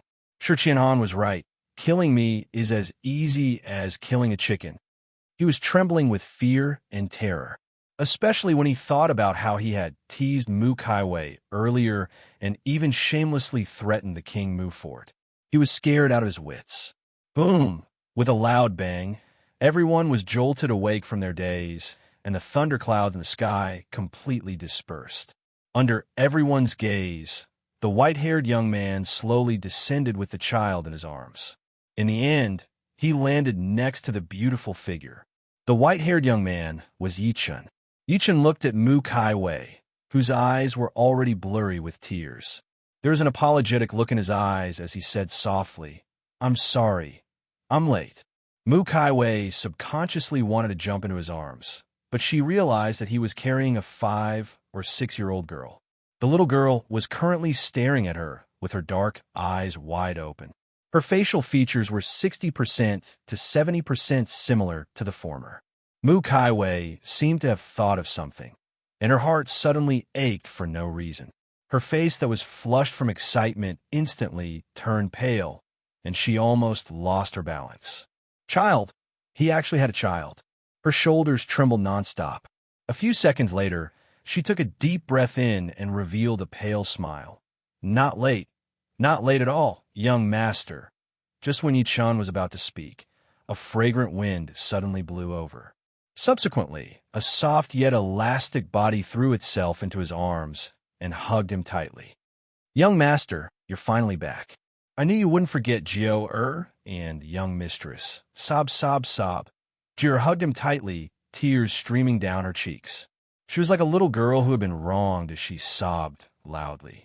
As the little girl cried, she wiped her tears and snot on his sleeve. Yi Chun's expression stiffened when he sensed the sturdiness coming from his body. He wanted to push her away, but he could not bear to in the end.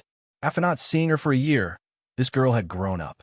King Mu stood aside and watched from afar. His expression was extremely complicated. Until now, he still could not accept that Yi Chun had returned in such a manner.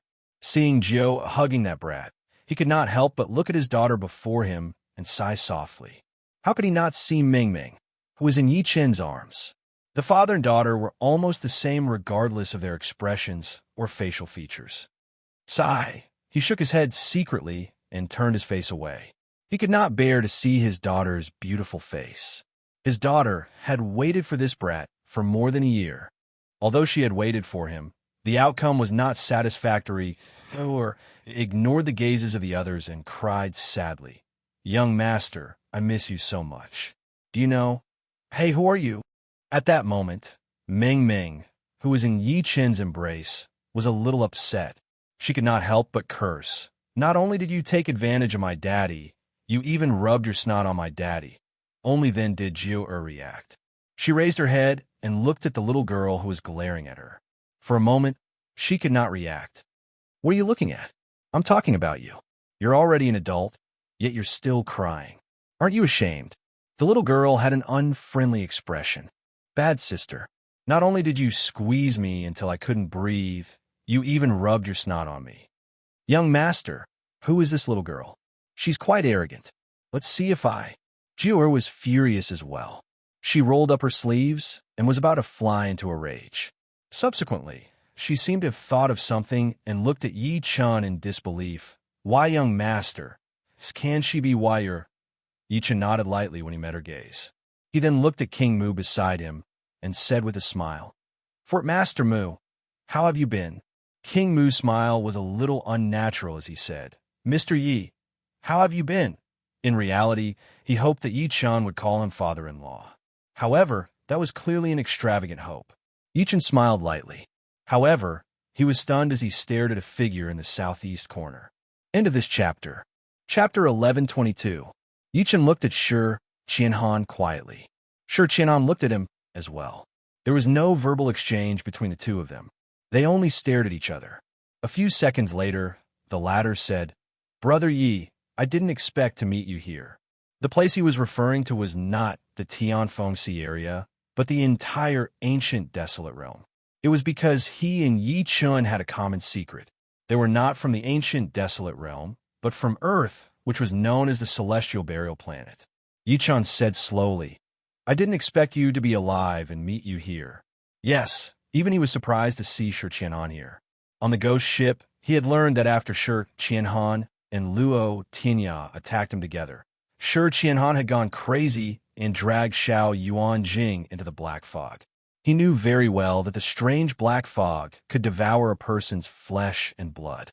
Therefore, in his opinion, Shi Qianhan should be dead. Who would have thought that they would meet here? Even though his tone was extremely calm, to Shi Qianhan, it sounded like he was 1,000 miles away. The latter took a deep breath in and smiled bitterly. "Brother Yi, I've let you down. We'll talk about this later." Yi Chen interrupted him and squinted at Mu Kai Wei. "Tell me, who injured you?" As soon as he landed, he sensed that the latter was injured. The golden core in his body was on the verge of shattering, and his divine sense was severely injured. The reason why the latter was still standing was purely because he was struggling to hold on. Mu Kai Wei looked at him quietly, holding back her tears. "I hurt myself." Before Yi Chen appeared, she had been looking forward to his appearance. However, after Yi Chen really appeared, she did not dare let Yi Chen interfere with the grudge. Seemingly sensing her concerns, Yi Chen did not force her. Instead, he lifted his head to look at Shi Qianhan. "Brother Shi, please tell me." Shi Qianhan looked at him deeply. Then, he pointed at Xie Feiyu, who was standing on the stage, and said coldly, "Brother Yi, it's all because of this person." This person relied on the fact that he was from the Grade 7 sect, painting sound sect, to tease Ms. Mu. Then, he lured out the Spirit Ruins Grotto Heaven Supreme Elder, He Jiming. The Supreme Elder of the Spirit Ruins Utopia lowered his status to heavily injure Miss Mu. Yi Chen then looked at Xie Feiyu, who was on the Grand Supreme Court. His eyes turned cold as he took a step out. He charged at the latter at lightning speed. At that moment, Xie Feiyu's expression changed drastically. He used all his strength to urge his body to retreat. Not good. Two experts from the Painted Sound sect instantly took action. They grabbed Xie Feiyu and were about to use their escape technique to escape. However, they were shocked to discover that the space around them had been sealed. The Grand Elder of the Painted Sound sect, Xie Xuanjia, took a step forward as if he wanted to stop Yi Chen. "Fellow, let's talk nicely. Get lost." Yi Chen waved his sleeve. Countless bolts of lightning exploded in the air. Then, they turned into a lightning dragon that pierced through the former. Boom! As the deafening sound rang out, Some people immediately discovered that Xie Xuanjia's body had instantly crumbled into dust. Yichi did not stop walking. He continued running towards Xie Feiyu, who was being carried by the two elders of the Painted Sound sect. His white hair fluttered in the wind, and his gaze was like two sharp, heavenly swords. Every step he took made everyone's hearts tremble. A martial king died on the spot. Supreme Sect, save me, save me. The two Painted Sound sect's elders, who carried Xie Feiyu and retreated, roared hysterically. Elder One from the Spirit Ruins, Utopia, finally reacted. He clasped his fists at Yi Chun solemnly and moved his lips slightly. Senior, please give face to the Spirit Ruins, Utopia. Before he could finish speaking, he met Yi Chun's cold gaze. I don't care who you are. If you dare to stop me from killing, you'll die too. Elder One's heart trembled endlessly. In the end, he retracted his foot that was about to step out. He did not dare. Xie Xuanjia from the Painted Sound sect was not weaker than him, but he was as weak as an ant in this person's hands. He completely realized that if he forcefully stood up again, his outcome would probably be no different from the former. Elder Wen's retreat caused an uproar, causing Xie Feiyu and the rest to fall into complete despair. The eyes of the two elders who were carrying Xie Feiyu were bloodshot. How dare you kill someone from the Painted Sound sect? You'll definitely die. Then, they charged at Yi Chun together. Yi Chun slapped with his palm. He broke through the sky with one hand and shook the void. He whistled as he charged. The two of them turned into a bloody mist on the spot. Only Xie Feiyu stood there in a daze, his entire body trembling. It was too terrifying. Suddenly, he shuddered and said with trembling lips, No, I'm a genius. I'm the disciple of the Spirit Ruins, Utopia's supreme elder. You can't kill me. There are no exceptions to the people I want to kill. Yi Chun charged over. His fist shone with a golden gleam and directly destroyed his soul and body. The world fell into dead silence at this moment. On the surrounding stone platforms, tens of thousands of people from the sects looked at the figure in shock. Shock, endless shock. It had only been the time it took for an incense stick to burn since Yi Chun arrived, but he had killed 4 people consecutively. They were a martial king and 3 martial ancestors. How could they not be shocked? At this moment, Shi Qianhan's words rang in everyone's minds again. If he descends, killing you, Xie Feiyu, will be as easy as killing a chicken. It turned out that Shi Qianhan was not exaggerating at all. Martial saint. This person must be a martial saint. Everyone's heart was filled with shock. Such a young martial saint could be said to be unprecedented. With this person as the King Mu Fort's backer, who would dare to offend the King Mu Fort? Meanwhile, Mu Kaiwei, Jiu and the rest were completely stunned. They did not expect Yi Chun to be so powerful now. One had to know that Yi Chun had passed the Emperor Tribulations and become a martial emperor a year ago. It had only been a year, yet his strength had skyrocketed to such a level. Shi Qianhan was shocked as well. He still remembered that when he parted ways with Yi Chun on the ghost ship, Yi Chun was only a pseudo-emperor. After that, he came to the ancient Desolate Realm by chance and joined the Shi family of the Eastern Desolate Realm's ancient clan. He had many fortuitous encounters. More than once, he had fantasized that he might leave Yi Chun behind. However, the scene before his eyes caused him to lose even the slightest bit of confidence in his heart. There was only dense shock. Under everyone's gaze, Yi Chun turned around and walked toward Elder Tian Tian of the Spirit Ruin Cave.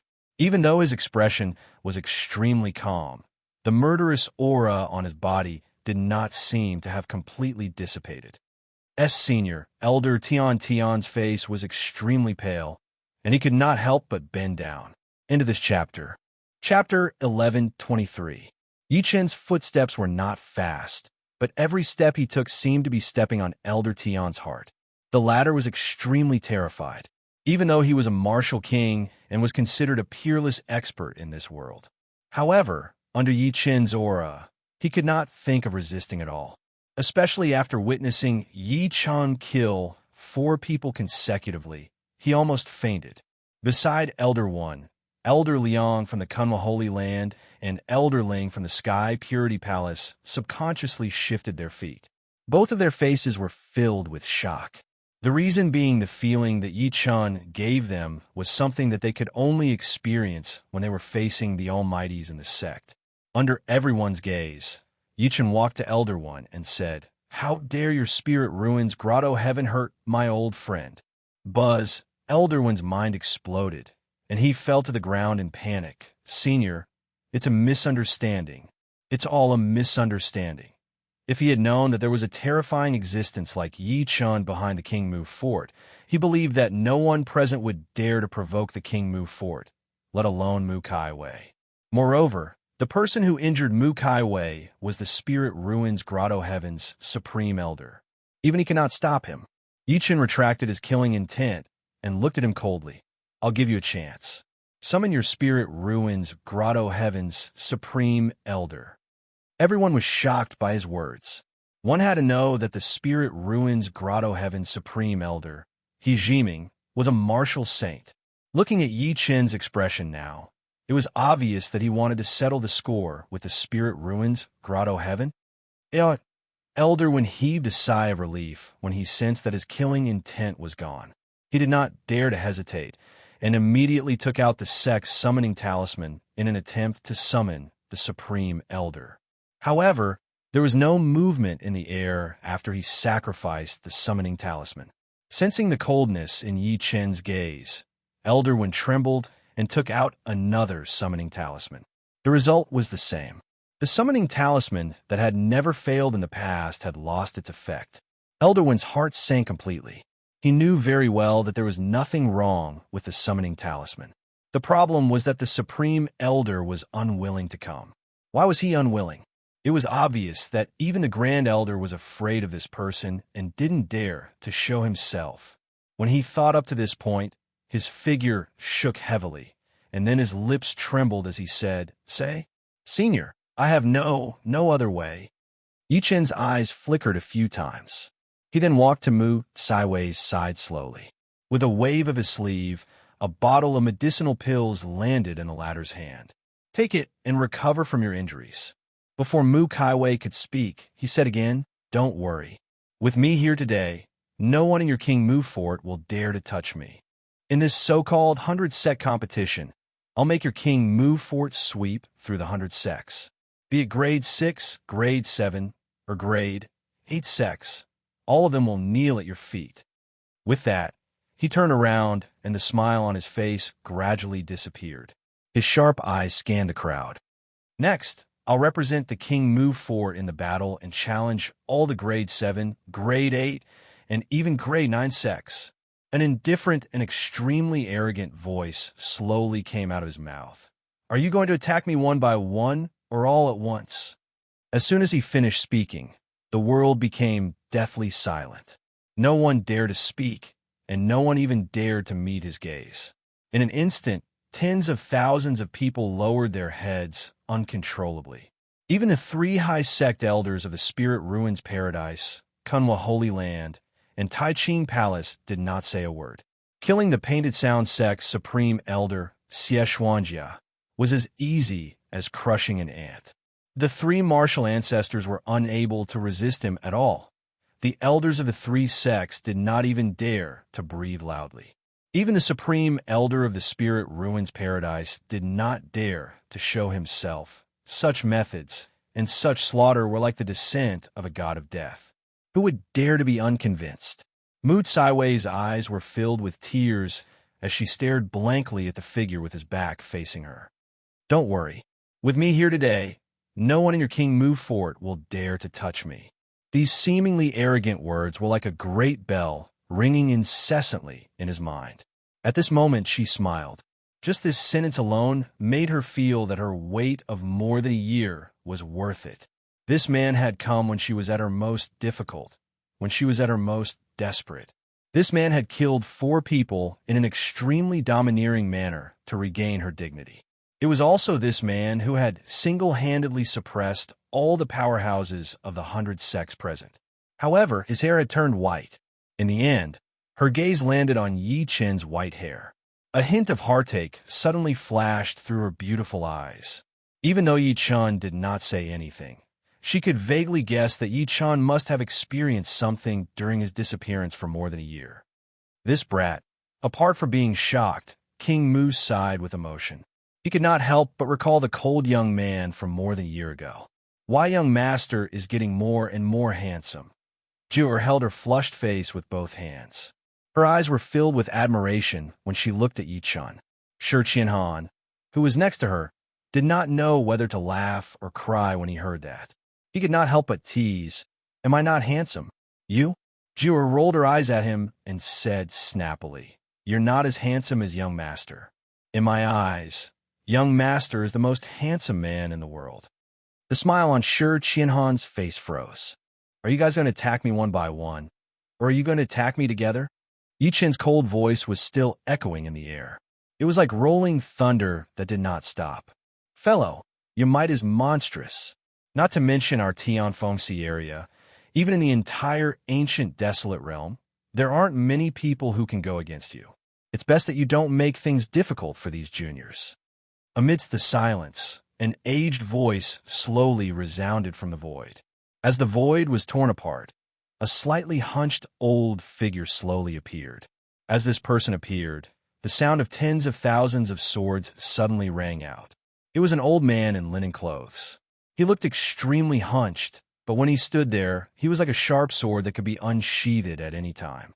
Patriarch, Elder Liang from the Kunwa Holy Land, was overjoyed.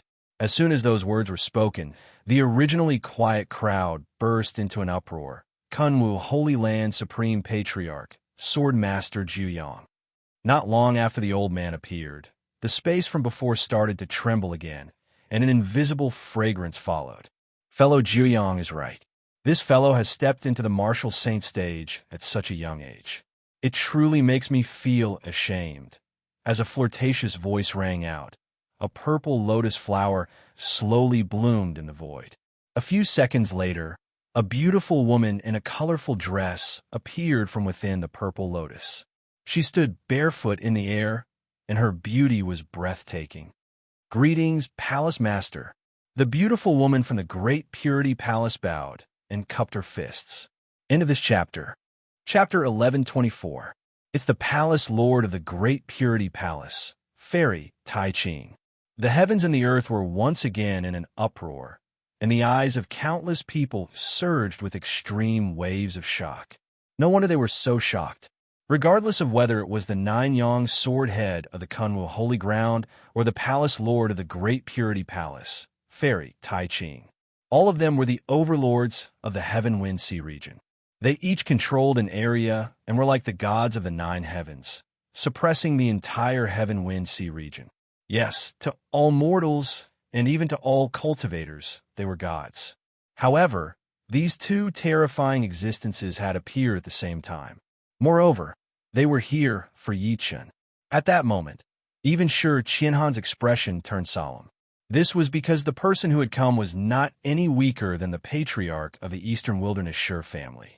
Even he was like this, let alone Mu Kaiwei, King Mu, and the others. They all looked nervous. Yi Chun lifted his eyes to look at the two of them. He squinted slightly as battle intent gradually surged from his body. Ever since he came to the ancient barren world, he had killed everyone from grandmaster martial artists to martial kings. However, he had never fought a martial king before. He doesn't mind trying? As if sensing Lin Yun's hostility, the Nine Sun Sword's head slowly descended and faintly smiled. "Fellow Taoist, we don't have any ill intentions." "Not bad." The Great Purity Palace's palace master's smoke flowed as he said, "The two of us have only come for two things. The first is to help the king move fort." "Help the king move fort?" Yi Chun frowned. He could sense that there was no enmity between the two of them. But what did they mean by help? "The reason why my East Ocean is holding the 100-sect competition is to select the sects with potential so that they can obtain our protection." The Nine-Yong sword leader spoke confidently, his gaze wandering around Mu Kaiwei and the rest. "I believe the King Mu Fort is here for this as well." Mu Kaiwei remained silent. In the end, the Nine-Yong sword head looked at Yi Chun and said again, "However, The king Mu Fort has an almighty like you now. I believe no one will dare to object to you being ranked first in the 100-sec competition this time. Therefore, we've decided that after this matter, the king Mu Fort can become the 5th overlord of the Tianfeng Sea area. The palace master of the Supreme Purity Palace chuckled softly. As her voice fell, the whole place was silent. Tens of thousands of people fell into a dead silence. All of them were shocked by the terrifying information contained in these words. Want to make the king Mu Fort the 5th overlord? In the entire Tianfeng Sea area and the East Sea, there had only been 4 overlords since ancient times. They were the Dali dynasty, the spiritual ruin paradise, the Taiching Palace, and the Kunwu Holy Land. For thousands of years, no one had been able to break this balance. However, the king Mu Fort had done it now, and it had even been acknowledged by the 2 overlords of the Spirit Ruins Grotto Heaven and the Supreme Purity Palace. Did this not mean that Yi Qin's ability had reached a level where the 2 overlords had no choice but to acknowledge him? Even Mu Kaiwei and the others were stunned. They had never thought that such a day would come. Before this, they only wanted to become a 7th-grade sect. Yi Qin's expression remained unchanged in the dead silence. He said coldly, "What's the second thing?" The 9 Yang Sword leader and the Supreme Purity Palace lord looked at each other, and then the former said to the void, "Fellow Taoist, come out." The air was silent for a few seconds, and then it began to distort violently. Finally, a green-robed Taoist appeared. This person was the person who had lowered his status to injure Mu Kaiwei, the supreme elder of the Spirit Ruins Grotto Heaven, He Jiming, who called himself the Patriarch of the Spirit Ruins. Yi Qin's eyes turned cold when he saw who it was. If he remembered correctly, Shi Qianhan had said earlier that this person was the one who bullied Mu Kaiwei with his status. He thought that the other party would not show himself, but he did not expect him to show himself now. Fellow Taoist. The 9 Yang Sword leader stroked his beard and smiled. This is fellow Taoist, he from the Spirit Ruins Grotto Heaven. The second reason why Grand Pure One and I are here is related to fellow Taoist, he. Fellow Taoist, he had some misunderstanding with the king Mu Fort earlier. I hope that the 2 of you can bury the hatchet, the Grand Pure One Palace Lord said. When everyone heard that, they immediately came to a realization. No wonder the 9 Yang Sword leader and the Grand Pure One Palace Lord came together. It turned out that they wanted to be a peacemaker. Immediately after, their hearts were filled with shock. It seemed like Yi Jiming from the Spirit Ruins Grotto Heaven was unwilling to become enemies with Yi Qin. Did that not mean that Yi Qin was already on equal footing with the 3 overlords? As soon as that thought appeared, many people could not help but inhale sharply. Yi Qin's appearance was much younger than the 9 Yang Sword leader and the rest. Following the Grand Pure One Palace Master's words, the Spirit Ruins Patriarch of the Spirit Ruins Grotto Heaven looked at Yi Qin and said expressionlessly, "Fellow, I admit that there was some misunderstanding with the king Mu Fort earlier." Misunderstanding? Before he could finish, Yi Qin interrupted him coldly. "Your disciple didn't respect etiquette. He teased and threatened my old friend. As his master, not only did you not teach him a good lesson, you even used your status to attack my old friend. Now, you're telling me that this is a misunderstanding? Isn't that too ridiculous?" Yi Qin squinted as he spoke to this point. There was a hint of mockery in his eyes. The entire place fell silent. Yi Qin was unwilling to shake hands with the Spirit Ruins Patriarch and make peace with him. The 9 Yang Sword leader and the Grand Pure One Palace Master secretly frowned, feeling slightly displeased. The Spirit Ruins Patriarch's expression turned grim, and then he said coldly, "Didn't you kill my disciple, Xiaofei?" To him, he was already giving Yi Qin face by taking the initiative to express his goodwill. However, Yi Qin did not accept it. That's because he deserves to die. Yi Qin scoffed and said mockingly, "A piece of trash like you deserves to die for daring to speak rudely to my people. Bastard." The Patriarch of Spirit Ruins was furious. Clearly, he did not expect him to be so protective. "I'm injured. What are you going to do about it?" "What should I do?" Yi Qin stood proudly and said non-committally, If you apologize to Ms. Moon now, I might consider letting this matter go. Otherwise, an eye for an eye. With that, he took a step forward, and a tornado-like storm was set off in the void. Killing intent filled the sky. Everyone's expression changed. Never had he thought that Yi Chan would be so protective of his people. He was also so arrogant and domineering. Ha ha ha. Patriarch Spirit Ruins was so angry that he laughed. You want me to apologize to an ant? You're still boasting shamelessly. Do you really think I'm afraid of you? He was the patriarch of the Spirit Ruins Grotto Heaven and one of the few martial saints in the Tianfeng Sea area. Since when did he need to apologize to anyone? Fellow, you can't. The Grand Pure One Palace Master and the 9 Yang Sword Leader spoke at the same time, as if they wanted to dissuade him. Very well. Yi Chun chuckled softly. His voice was extremely calm. Since you like to bully others, why don't I do the same today? End of this chapter. Chapter 1125. Since that's the case, let's fight. When he spat out the last word, the heavens and earth rumbled at the same time. A purple energy that pierced through heaven and earth erupted from his body and traversed the sky. Yi Chun held the purple energy in his hand, and the weather changed. I'll move unhindered with the sword in my hand. I'll exchange the white light for the blood light. The sword was 7 feet long and 3 inches wide. Lightning overflowed in all directions, emitting a dazzling brilliance. It was the true martial 1,000 lightning sword. Old dog, try taking my sword. Boom! The moment Yi Chun swung his sword, purple lightning exploded on his body, and heaven and earth rumbled. Then, it turned into thousands of lightning bolts that connected heaven and earth, replacing all light in the world. There was no sword chi under this strike, but there were countless thunderclaps that were enough to shatter eardrums roaring in the sky. At that moment, everyone raised their heads and stared blankly at the terrifying scene in the sky. In the sky, a monstrous sword gleamed that was nearly 300 meters long soared into the sky. Then, it turned into thousands of sword gleams that surged, as if it had turned into a monstrous sword river with thousands of lightning bolts. What sword is this? Countless people were shocked. Even the 9 Yang Sword Leader's expression changed. He had cultivated the sword all his life, and he thought that he was invincible in the sword Tao. However, he felt a devastating sword intent from Yi Chen's sword strike. Purple heaven divine lightning. The Grand Purity Palace's palace master's pupils constricted violently. She was glad that she and the others did not attack Yi Chun as soon as they appeared.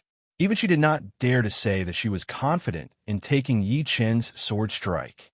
The Spirit Ruins Patriarch lifted his eyes abruptly. The sword gleam in the sky was reflected in his eyes, and his expression turned extremely grim. This sword strike was indeed terrifying.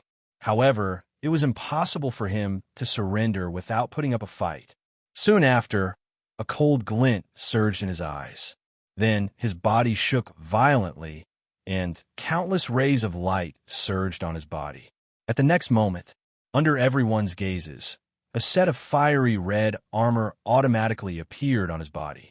As soon as it appeared, it emitted a ferocious might that pierced through the sky, enveloping the Spirit Ruins Patriarch within it. A huge, ferocious beast with a single horn could be vaguely seen. One-legged ox armor. The 9 Yang sword head's eyes narrowed as a tempestuous wave rose in his heart. I heard that there's a supreme treasure in the Spirit Ruins Grotto Heaven. Could it be this? In ancient times, there was a ferocious beast like an ox. It had a black body, but no horns. It only had one leg. When it entered and exited the water, there would be wind and rain. Its light was like the sun and moon, its voice like thunder. It only had one horn and one leg. It was called the Kuei Ox. And now, what the Patriarch of Spirit Ruins was wearing was almost exactly the same as the legendary Kuei Ox. Rumor has it that the skin of the Kuei Ox is the hardest object in the world. It's difficult for blades and swords to injure it, and it can withstand fire and water.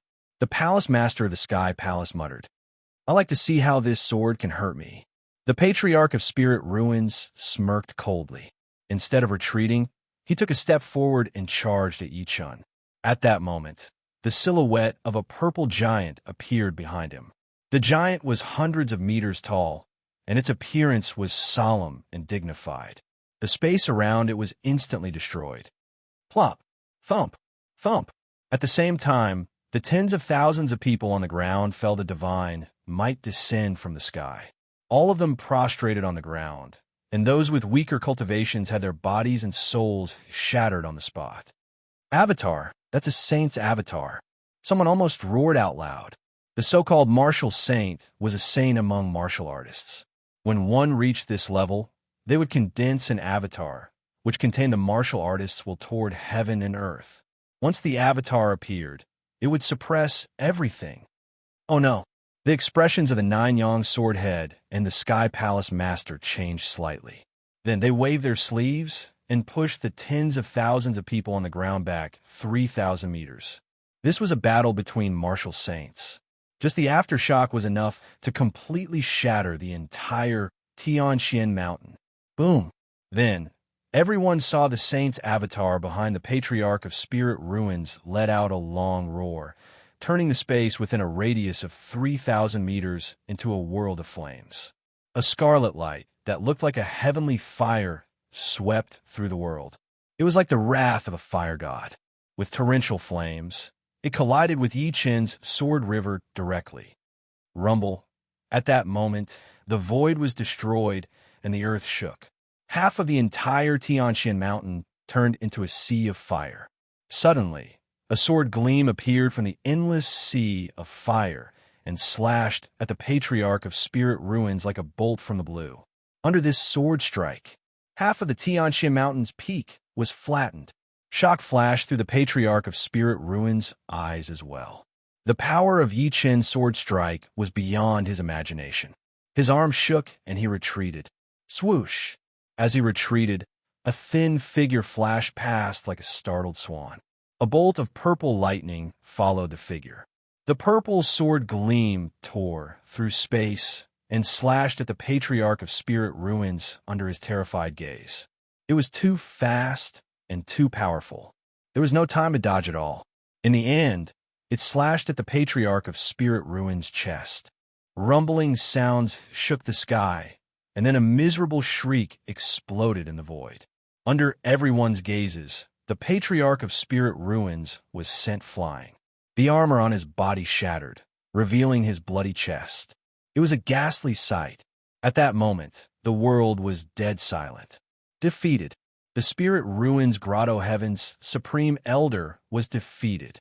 How is this possible?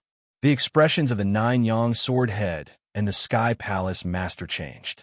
The Patriarch of Spirit Ruins spat out a mouthful of blood. His face was extremely pale, and his eyes were filled with disbelief. There was even fear. The armor on his body was a precious treasure that he had obtained from a martial tomb. It had accompanied him for thousands of years, and he had never lost. However, it was shattered by Yi-chun's sword strike. At that moment, the Patriarch of Spirit Ruins finally panicked. Who exactly are you? However, he did not say a word.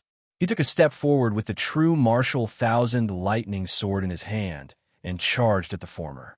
Then he slashed again. Madness flashed through the Patriarch of Spirit Ruins' eyes when he saw that Spirit Ruins' avatar burn, burn. He knew very well that Yi-chun and he would not rest until one of them died. If he did not fight with his life on the line, he might die here today. The avatar in his body began to burn, turning into a power that even the expressions of the Nine-Yang sword head and the rest changed as it pierced through the air. He's burning his avatar. Is he crazy? The Nine-Yang sword head could not help but exclaim. The avatar was the symbol of a martial saint. Once one lost the avatar, one's cultivation level would drop and one's soul would collapse. Boom, boom, boom. The sword gleam was like a mountain as it whistled over. Burn, burn for me. The Patriarch of Spirit Ruins roared furiously. His roar merged with the power that surged out of his body and turned into a 3,000-meter-tall energy storm that whistled towards Yi-chun. Bleck. Under the impact of such a terrifying storm, Even Yi Chun spat a mouthful of blood and stopped in his tracks. Into this chapter. Chapter 1126. He had underestimated the might of a martial saint, especially a saint whose cultivation system was even stronger than Earth's. He had ignited his saint form and launched a desperate attack. Seeing that his attack had succeeded, the Patriarch of Spirit Ruins' eyes flashed with deep resentment. However, before he could rejoice, he saw Yi Chun looking at him viciously. He took another step forward and slashed for the third time. Impossible. This is impossible. How could you withstand my attack? The Patriarch of Spirit Ruins roared repeatedly before saying with incomparable resentment, "Even if I die, I'll drag you to hell with me." Ah! With the life of a martial saint, I'll burn 1,000 years of my lifespan and sacrifice my soul to fight you to the death. Rumble. The void was trembling as if the starry sky was collapsing. Countless cracks appeared. Endless destructive power swept toward Yi Chun with the Patriarch of Spirit Ruins as the center. In an instant, the entire Tianxian mountain was gone, leaving behind only cracks that were riddled with holes. Bleck. Under such power, even the Nine-Yang Sword Head and the Grand Purity Palace's palace master, who were far away, spat blood. It had to be said that a martial saint who had gone berserk was no less than a nuclear bomb explosion. Yi Chun turned around and hugged his daughter tightly. He used his back to resist the destructive power. Bang! His entire body was sent flying by the force, but he still held onto his daughter tightly, not letting her come into contact with any of the force. "Daddy, are you all right?" The little girl could not help but cry when she saw the blood at the corner of his mouth. "Daddy's fine." Yi Chun smiled lightly and put her down. Then he turned around slowly and looked at the Patriarch of Spirit Ruins in the distance. "I've underestimated the martial artists of the ancient desolate realm after all. They're merely at the martial saint stage, but they can unleash the power of the soul formation stage cultivator with a desperate attack." He slowly closed his eyes and took a deep breath in. When he opened his eyes again, divine light surged in his eyes, as if he was a god looking down on the world. "Old dog, you can die with a smile on your face if you can witness this divinity of mine." With that, his eyes flashed, and a faint aura of decay was emitted, as if time had awakened in his eyes. "I have a bright pearl that has been locked in the dust for a long time. Today, the dust is gone, and the light shines through the mountains and rivers. Time." Yi Chun's voice was very soft, but it was clearly transmitted into everyone's mind. Every word was a gem. In that instant, the scenery between heaven and earth shook, as if time was flowing in reverse. The Patriarch of Spirit Ruins trembled, his eyes filled with struggle and confusion. It was a state of mind. It was as if one could see the marks of time at close range and capture the aura of time. Scenes of the past appeared in his eyes. Ever since he was young and sensible, because he was the son of a concubine, he was locked in the woodshed and beaten by his father, who was the landlord. He wasn't the only one. Even the tens of thousands of people present were immersed in this state, immersed in the memories in the depths of their minds. Time passed bit by bit. The resentment on Patriarch Spirit Ruins' face gradually dissipated, and the messy aura on his body gradually weakened. He saw himself 1,000 years ago when he was only 8 years old. Because he couldn't stand the woman's beatings, he took advantage of the time when the woman was fetching water from the well at home to knock her out with a mortar and pushed her into the well. That was the first time he killed someone. Moreover, the person he killed was his father's woman. His body was trembling, and he was roaring silently. He was afraid, and he didn't want to face it. He saw the woman's corpse, which had been soaked in the well water, being fished out by the crowd. The matter of him killing someone was also exposed. Many people glared at him angrily, seeing him as a demon. They wanted to kill him on the spot, including the man's murderous gaze. He saw that at the critical moment, his biological mother risked her life to protect him, but she was beaten to death by the family servant. No. He struggled. He resisted. He didn't want to face it. In the distance, the Nine-Yang Sword Head knelt heavily on the ground. His eyes were slightly closed, and hot tears rolled down from the corners of his eyes.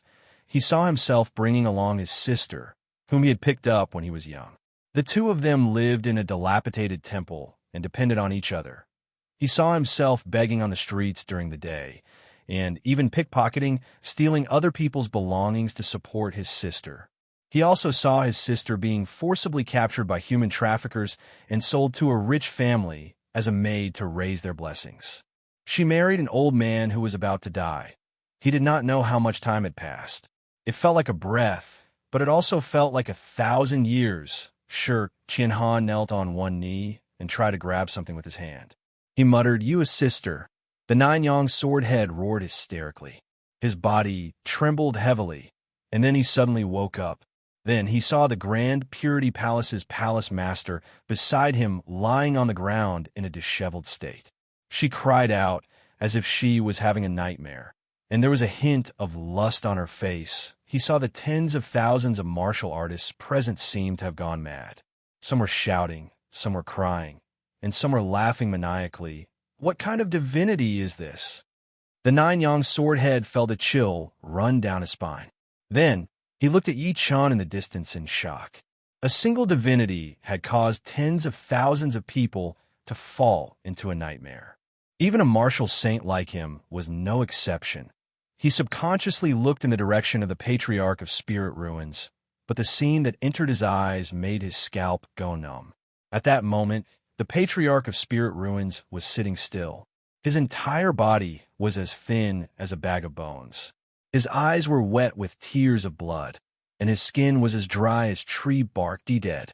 The Nine-Yong sword head's heart thumped wildly. The Patriarch of Spirit Ruins was dead. He had died in Yi Chen's divinity. The Nine-Yong sword head could not help but look at Yi Chen in fear as he thought to this point, "Fellow, does this divinity have a name?" Yi Chen carried his daughter slowly and walked toward Mu Kaiwei and the rest who were in nightmare. He said without turning his head, "Time, time." The Nine-Yong sword head was shocked as he muttered to himself, "Time? What a time. Time is like a blade cutting a martial saint." He took a deep breath in and bowed to Yi Chen solemnly. He said hoarsely, "Thank you, fellow. I owe you a favor." Yi Chen's divinity was terrifying, but in the nightmare, wasn't he also re-examining the pain of his past once again? Once again, he witnessed the experience of him and his sister going from knowing each other to being separated by life and death. This matter had always been suppressed in his heart. It was not an exaggeration to describe it as an inner demon. However, by chance, under Yi Chen's divinity, the knot in his heart was untied. After that, everything was different.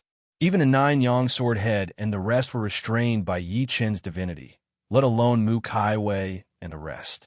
King Mu beat his chest and stomped his feet, unable to extricate himself. "Qinglan, hold on. You must hold on." Yi Chen sighed softly. Subsequently, he waved his sleeve and left with a few of them, leaving behind a group of people who were still immersed in the past. He had just flown halfway when he felt a sharp pain in the depths of his sea of consciousness. He could no longer hold on and fell from the sky. P.S. Chapter 4 has been updated today. Sorry for the long wait. End of this chapter. Chapter 11:27. Night enveloped the entire Tianfeng Sea area. However, under this darkness, the atmosphere of the entire Tianfeng Sea area was extremely noisy, and the various forces were not calm.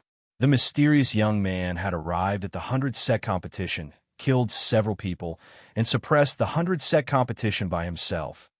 He had forced the supreme elders of the 3 sects to descend and even killed the martial saint of the Spirit Ruins Paradise, the Spirit Ruins Patriarch. When the news was spread by the people of the 100 sects, it was like a stone that caused 1,000 ripples, causing an earth-shattering earthquake in the entire Tianfeng Sea area. Who was the Spirit Ruins Patriarch? He was an almighty from one of the 4 superpowers of the East Sea of the Tianfeng Sea area. However, he had actually been killed? How could this not shock the various forces and powerhouses? They could not even believe this fact. It could be said that the Tianfeng Sea area had never been in such turmoil in the past 1,000 years.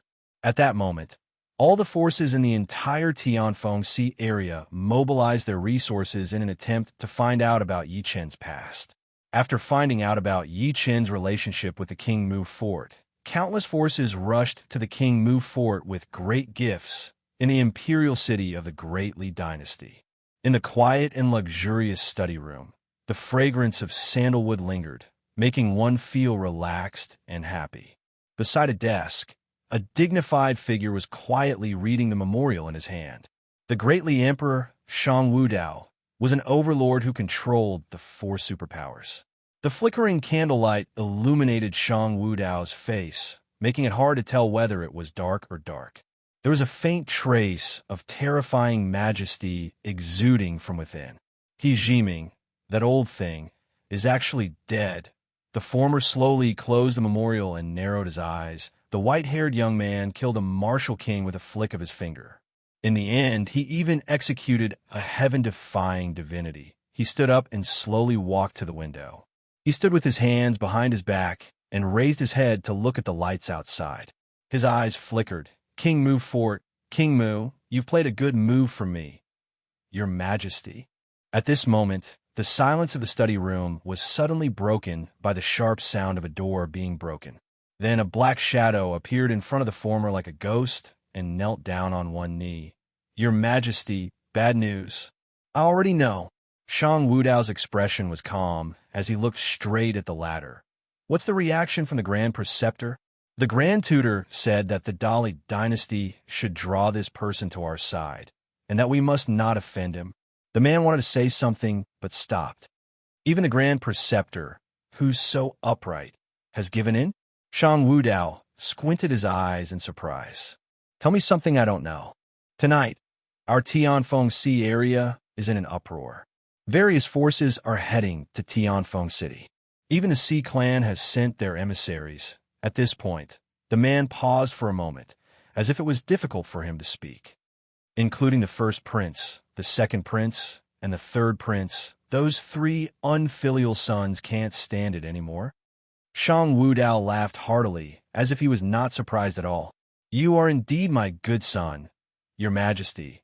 How shall we deal with the King Mu Fort now? The man said intermittently. Pass down my order. Confer the title of King Mu to King Mu and have the right to establish a nation. At the same time, announce to the public that in 3 days, I will hold an emperor's birthday and invite all the heroes in the world to gather in the capital. As soon as these words came out, the man jerked his head up in disbelief. The right to establish a nation. It was night, Tianfeng City, King Mu Fort.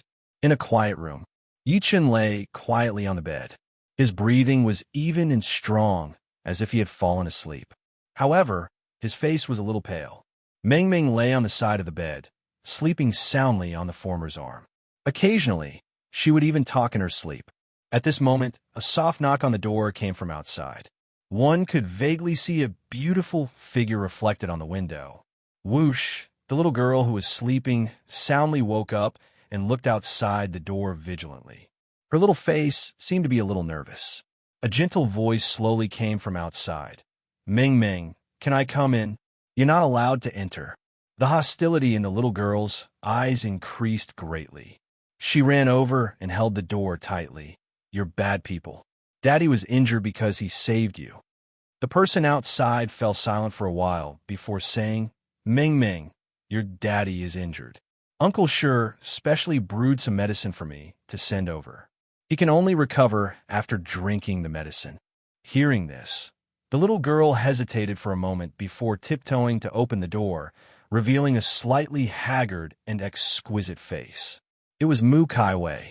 Mu Kaiwei was holding a bowl of soup in her hand. She glanced at Yi Chan, who was on the bed by instinct, and said to the little girl with a smile, Can I come in, sister? The little girl rolled her eyes at her, and did not say anything. Instead, she turned around and walked to the window, grabbing Yi Chen's hand tightly. Mu Kaiwei felt a sharp pain in her heart when she saw that. It was as if she was being pricked by a needle. Yi Chan fainted on the way back to the city after killing the patriarch of Spirit Ruins. The group brought him back to the King Mu Fort. However, Meng Meng had been guarding her father the entire time. She rejected everyone in the King Mu Fort and refused to let them get close to her father. The only reason the little girl had a good impression of him was because of Shi Qianhan. After all, the two of them had met before. How could Mu Kaiwei not know about the little girl's hostility? However, she did not mind. Instead, she walked to the bed and looked at the unconscious Yi Chun. She said with a gentle smile, "Ming Ming, can you help me lift your father's head? I'm going to feed him medicine." The little girl hesitated for a moment before doing as she was told. She lifted Yi Chen's head gently. Mu Kaiwei was relieved. She scooped up the soup with a spoon and fed it to Yi Chen calmly. Occasionally, the soup would flow out of the corner of his mouth. She would wipe it clean with a handkerchief. The entire process was meticulous. The hostility in the little girl's eyes gradually dissipated after witnessing everything. However, tears suddenly flowed out of the corner of her eyes. Why are you crying? Mu Kaiwei suddenly became nervous when she saw that. Did I do something wrong? Tell me. I'll apologize to you, okay? As she spoke, she reached out to wipe her tears. I don't want you to care. The little girl slapped her hand away. She cannot stop her tears. If Daddy dies, I don't want to live anymore, Mu Kaiwei's mind buzzed. She stared blankly at the 6-year-old girl in front of her, and her heart that had just calmed down ached again. A stream of tears slowly flowed down from the corner of her eyes. She put down the bowl in her hand and covered her mouth with her hand. She choked and said, "Your daddy won't die. Uncle Shi said that your daddy is just overly exhausted. He'll be fine after some rest." As soon as she finished speaking, the little girl, who was grabbing Yi Chen's right hand tightly, suddenly felt the latter's hand move. At the next moment, she saw Yi Chen wake up from his sleep. "Daddy." The little girl could not be bothered to wipe her tears. She threw herself into Yi Chen's embrace immediately. Her tears were like pearls with a broken necklace. End of this chapter. Chapter 1128. Yi Chen looked at the little girl who was crying in his arms. Yi Chen could not help but pat her back and say while smiling, "What's wrong? Who made Daddy's good daughter cry? Tell Daddy, Daddy will avenge you." After saying that, he purposely put on a fierce look. Huffed, the little girl and Mu Kaiwei laughed at the same time. The former wiped her snot on his sleeve and said with red eyes, "It's you, bad daddy. You're the one who made me cry." Yi Chen was stunned. He did not know whether to laugh or cry as he said, "Daddy, can you slap yourself to vent your anger for my princess?" He pretended to raise his hand. "No." The little girl hugged his arm hurriedly, tears streaming down her face again. "I thought Daddy would never wake up again." Yi Chen fell silent. He had forcefully used the passage of time divinity, causing his divine consciousness to be damaged. That was why he had fallen asleep. Unexpectedly, he had scared his daughter. When Mu Kaiwei saw this, she could not help but say, "Mr. Yi, you might not know this, but you were unconscious for half a day. During that time, Ming Ming has been by your side. She hasn't eaten anything until now." She did not mention that the little girl was hostile to them, nor did she mention that the little girl refused to let them into the house. Yi Chen could not help but pick the little girl up and extend his arm to wipe her tears. "All right, stop crying. Don't cry. I'm awake now, aren't I? My sweetheart, every time you shed a tear, my heart hurts a little more." The little girl sniffled and stopped crying. However, her eyes were still red. Yi Chen said with a pained heart, "Are you hungry? Let's go. Daddy will bring you to eat." After saying that, he carried the little girl out of the house and realized that the entire King Mu fort was surrounded by people. As if sensing his confusion, Mu Kaiwei, who was following behind him, said, "Mr. Yi, these people are all here because of your reputation." Her eyes were filled with gratitude as she spoke to this point. Not only did Yi Chen save the King Mu fort, but he also made the fort famous. Now, he was in the limelight and even surpassed the spiritual ruin grotto heaven. Yi Chen came to a realization. He then brought his daughter to the kitchen. The entire kitchen became busy. There was nothing he could do, because that was the son-in-law. No matter what the son-in-law wanted to eat, they had to find a way to fulfill it, whether it was flying in the sky or swimming in the water. It could be said that Yi Chen's reputation in the King Mu fort had reached its peak. The little fellow asked in confusion, "Daddy, why do they call you son-in-law?" "Son-in-law, what do you mean?" Yi Chen glanced at Mu Kaiwei by instinct. He did not know how to explain it, so he said, "It means relatives." "Oh," the little guy replied. Soon, dozens of scrumptious dishes were placed on the table. Perhaps because Yi-Chen was there, the little girl was much bolder. She ate most of the dishes by herself. Yi-Chen seemed to have recalled something. He looked around and said, "Where's Shi Qian'an? Young Master Shi has returned." Mu Kai-wei took out a letter and handed it to Yi-Chen. "Young Master Shi asked me to pass this to you before he left." Yi-Chen tore off the letter gently and read it secretly. "Brother Yi, seeing your words is like meeting you. I'm very happy to have met you this time. I really want to apologize to you when you wake up, but something happened in the clan, so I had no choice but to rush back overnight. There were only 100 words on the letter, and many of them were unclear. For example, how he survived and how he came to the ancient desolate realm. It seemed like he left in a hurry and did not have time to explain too much." After Yi-Chen burned the letter, he looked at Mu Kai-wei and said, "I heard that he's from the Shi family of the Eastern Desolate Realm." Logically speaking, Shi Qian'an was an earthling from the 10,000 Swords Pavilion of the Kunlun ruins. How did he become a member of the Shi family of the Eastern Desolate Realm? "Yes, young Master Shi is from the Shi family of the Eastern Desolate Realm." Mu Kai-wei nodded slightly and said, "The Shi family of the Eastern Desolate Realm is extremely ancient and mysterious. They are known as the Overlord of the Eastern Desolate Realm. Even the 4 overlords of the Tianfeng Sea area have to fear them. The Eastern Desolate Realm." Yi-Chen frowned slightly. He did not hate Shi Qian'an at all. Although he had attacked Yi-Chen on the ghost ship, he had only done so because he was threatened. If they were in each other's shoes, Yi-Chen would make the same choice if Su Yuhan was captured, and she wanted Yi-Chen to go against everyone in the world. His only regret was that Shi Qian'an had left in a hurry, and he did not have the time to understand some things. Most importantly, Yu Jingzi of the White Jade capital in the north had once said that the ghost ship most likely led to the Eastern Desolate Realm, the Tianfeng Sea area, and the Middle Continent. At this moment, footsteps came from afar, and King Mu and Jiur walked over. "Young master, you're awake." Jiur was surprised to see him. Yi-Chen nodded lightly and looked at King Mu. Seeing that he wanted to say something but hesitated, he could not help but ask, "What happened?" King Mu took a deep breath in and said slowly, "Mr. Yi, there are many people outside who want to see you," towards a young man before him. His emotions were the most complicated. A year ago, the latter was a cripple that the King Mu Fort had rescued from the outside. When his daughter was about to marry him, he would not agree no matter what. However, it was this piece of trash in his eyes who had saved them twice when the King Mu Fort was in danger. "For Master Mu, you know my personality. I've always liked peace." Yi-Chen said, "I understand that." King Mu nodded slightly and said hesitantly, "I've sent these people back, but 3 of them have put me in a difficult position." Jiur could not help but say, "Young master, the Crown Prince, Second Prince, and Third Prince of the Greatly Dynasty are here. They're clamoring to see you." Mu Caiwei's expression changed when she heard that.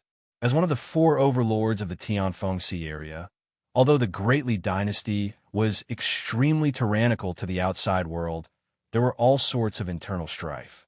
In any dynasty, the most tempting thing was the throne, and the Greatly Dynasty was no exception. Although the Greatly Emperor was currently at his peak, he had many sons. Among them, the Crown Prince, the Second Prince, and the Third Prince were fighting the most. The 3 princes were divided into 3 factions, causing all the civil and military officials to choose their own factions. They only wanted to obtain the credit of being the emperor. Before this, although the King Mu Fort was a subject of the Greatly Dynasty, they were merely ants in the eyes of the 3 princes. Now that the 3 princes were here, their purpose was naturally self-evident. Mu Caiwei's lips moved slightly as she thought to this point. Just when she was about to speak, she heard Yi-Chen say, "I'm not interested in fighting for power with these princes and grandsons. Tell them to scram." His exact words? King Mu sucked in a breath of cold air. He only suppressed the shock in him and replied after Yi-Chen nodded. Yi-Chen glanced at the little girl who had put down her chopsticks and said while smiling, "My dear daughter, go out and play with Sister Jiur. Daddy has something to tell your sister Mu." He desperately wanted to know the direction of the ghost ship. End of this chapter. Chapter 1129. In the King Mu fort, Jiu stood in the courtyard and looked at the pavilion in the distance from time to time. Under the reflection of the candlelight, she could vaguely see two long shadows on the window paper. She clasped her fingers tightly and paced back and forth. Young mistress should know that I lied to her. A year ago, when Yi-chun left the Tianfeng area, Jiu could not bear to see Mu Kaiwei suffer, so she lied and said that Yi-chun promised to marry her in 3 years.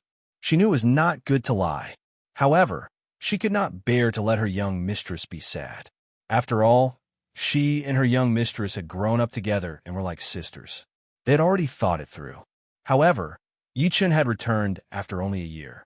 The lie would be exposed sooner or later. She was not worried that her young mistress would punish her. The only thing she was worried about was that if Yi-chun showed any reluctance, her young mistress might suffer a blow. Young master should like young mistress too, right?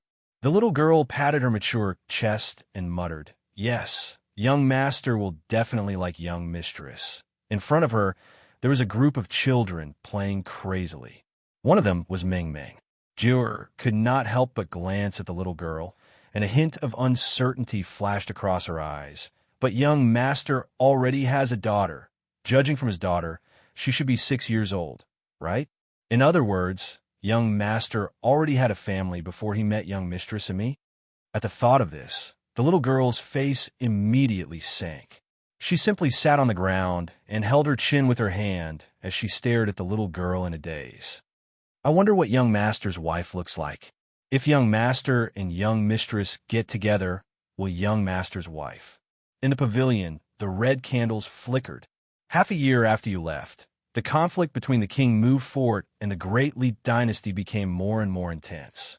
My father and I once thought that the King Mu fort would not be able to withstand the Great Li dynasty's cavalry. In the room, Mu Kaiwei, who had a cold expression, moved her red lips slightly as she recounted Yi-chun's experience without him. Yi-chun's gaze was complicated.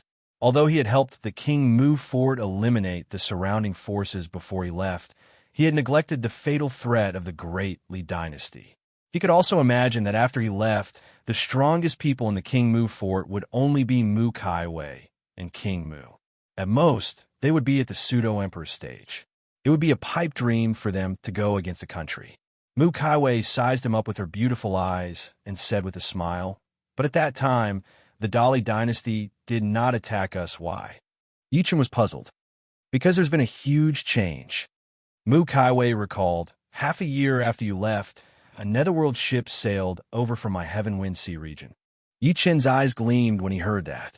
He said immediately, "What happened after that?" At that time, all the super forces of the entire Heavenly Wind Sea region seemed to have reached some kind of agreement. They actually sent all their experts to the netherworld ship. Mu Kaiwei opened her red lips and said slowly, "These forces even include the 4 overlords of the Great Li dynasty." Speaking of this, there seemed to be some fear between her brows. At that time, the entire Tianfeng Sea area was completely locked down by the Dali dynasty navy. We had no way of knowing what happened. The only thing we know is that an earth-shattering battle took place on the surface of the sea. That battle lasted for 3 days before everything calmed down. It lasted for 3 days? Yi-chun's eyes narrowed slightly as he looked at her fixedly. "Didn't you try to find out more about it?" "It's not that we didn't want to, but we didn't dare to." Mu Kaiwei took a deep breath in and shook her head. That day, all the forces within 10,000 kilometers of the battle were annihilated. Not a single one was left alive. After that, the 4 super forces said that they would wipe out the Sea clan. In other words, the forces of the Tianfeng Sea region won this battle? Yi-chun frowned. The netherworld ship appeared above the northern sea and was first targeted by the 5 martial saints who crossed over from Zhongzhou. While the crazy Taoist fought the 5 martial saints by himself, he brought Su Yuhan and the rest to the Tianfeng Sea region. Now that the 4 super forces were still alive, didn't that mean that the crazy Taoist had lost in that battle? Then where were Su Yuhan and the rest? Yi-chun could not help but feel nervous as he thought to this point. His eyes flickered nonstop. From the looks of it, Mu Kaiwei and the others knew very little. The only thing that puzzled him was what exactly caused the four super forces of the Tianfeng Sea region to cause such a huge commotion. He did not know if it was his imagination, but he had a feeling that the existence of the ghost ship was a taboo in the entire ancient desolate realm, a taboo that made everyone feel uneasy. No matter what, the four super forces are related to this matter. Yi Chan squinted and thought to himself, looks like I have to deal with these forces. I don't believe that I can't dig out any information from them. He looked at the sky outside the house and stood up to say to Mu Kaiwei, it's getting late. You should go back and rest. With that, he turned around and was about to leave. Mu Kaiwei bit her lip and suddenly said, does your promise still count? With that, she could not help but lower her head and clench her fingers tightly. A blush quickly rose from her cheeks to her ears. What promise? Yi Chen turned around and looked at her. He couldn't remember making any promises to her. Mu Tsaiwei's body trembled slightly when she heard that. Then, she raised her head and looked at him. Disbelief surged in her beautiful eyes. Then, she seemed to have thought of something, and her face suddenly turned extremely pale. She shook her head and said, in nothing. As soon as she finished speaking, she stood up and walked out of the room. Yi Chen took a good look at her back and shook his head lightly. When he walked out of the house, he saw Jiao, who was guarding outside, chasing after the former. King Mu walked over and stood next to Yi Chen. He sighed softly and said, what do you plan to do next? He had vaguely guessed that the 3-year promise back then might have been an excuse from Jiao. The more that was the case, the sadder he felt. Yi Chen glanced at him. Seeing that he had something to say, he said while smiling, do you have something to say to me, Fort Master Mu? I still can't hide it from you. King Mu shook his head slightly and said, in 3 days, the Great Li Dynasty will hold the Emperor's birthday, and the King Mu Fort is also on the invitation list. So, you're saying that you want me to go with you guys? Yi Chen looked at him with a spurious smile. It's not what I want. King Mu forced a smile and said, it's what outsiders think. I believe you know that ever since you caused a ruckus during the 100 sec competition, everyone has tied the King Mu Fort to you. He was right. To everyone, the King Mu Fort and Yi Chen's forces belong to the current King Mu Fort. If you like Evil Dad in the City, please collect Evil Dad in the City. Chapter 1130. It was a good thing and a bad thing at the same time. The good thing was that from now on, as long as Yi Chen was around, no one would dare to touch the King Mu Fort. The bad thing was that if anything happened to Yi Chen or if he left, the King Mu Fort would definitely be faced with endless killing intent. Therefore, King Mu was very concerned. In his opinion, the Emperor's birthday in 3 days might be a turning point for the King Mu Fort and the Great Li Dynasty to ease the relationship. The Spirit Ruins Grotto Heaven received an invitation too. Yi Chen did not answer his question. King Mu nodded immediately. Sure, I'll go to the Great Li Dynasty with your King Mu Fort in 3 days to participate in the Emperor's birthday, Yi Chen said calmly. King Mu, on the other hand, was slightly stunned. Before he came, he had thought of many ways to persuade Yi Chen. Who would have thought that Yi Chen would agree without even thinking? However, he had no idea that Yi Chen had planned to contact the Great Li Dynasty after he found out that the Great Li Dynasty was one of the forces participating in the attack on the ghost ship. Thank you, Mr. Yi. King Mu bowed solemnly, his face filled with gratitude. After all, Yi Chen had done a lot for the King Mu Fort. Now that he was still helping them without asking for anything in return, how could he not be grateful? Yi Chen nodded lightly and walked over to carry Meng Meng, who was playing like crazy, back into the house. The little girl's face was flushed. It was obvious that she had not been so crazy in a long time. My dear daughter, are you done playing? Yi Chen pinched her little face and said while smiling, go wash up and sleep. The little girl did not move at all. She suddenly raised her head and looked at him quietly.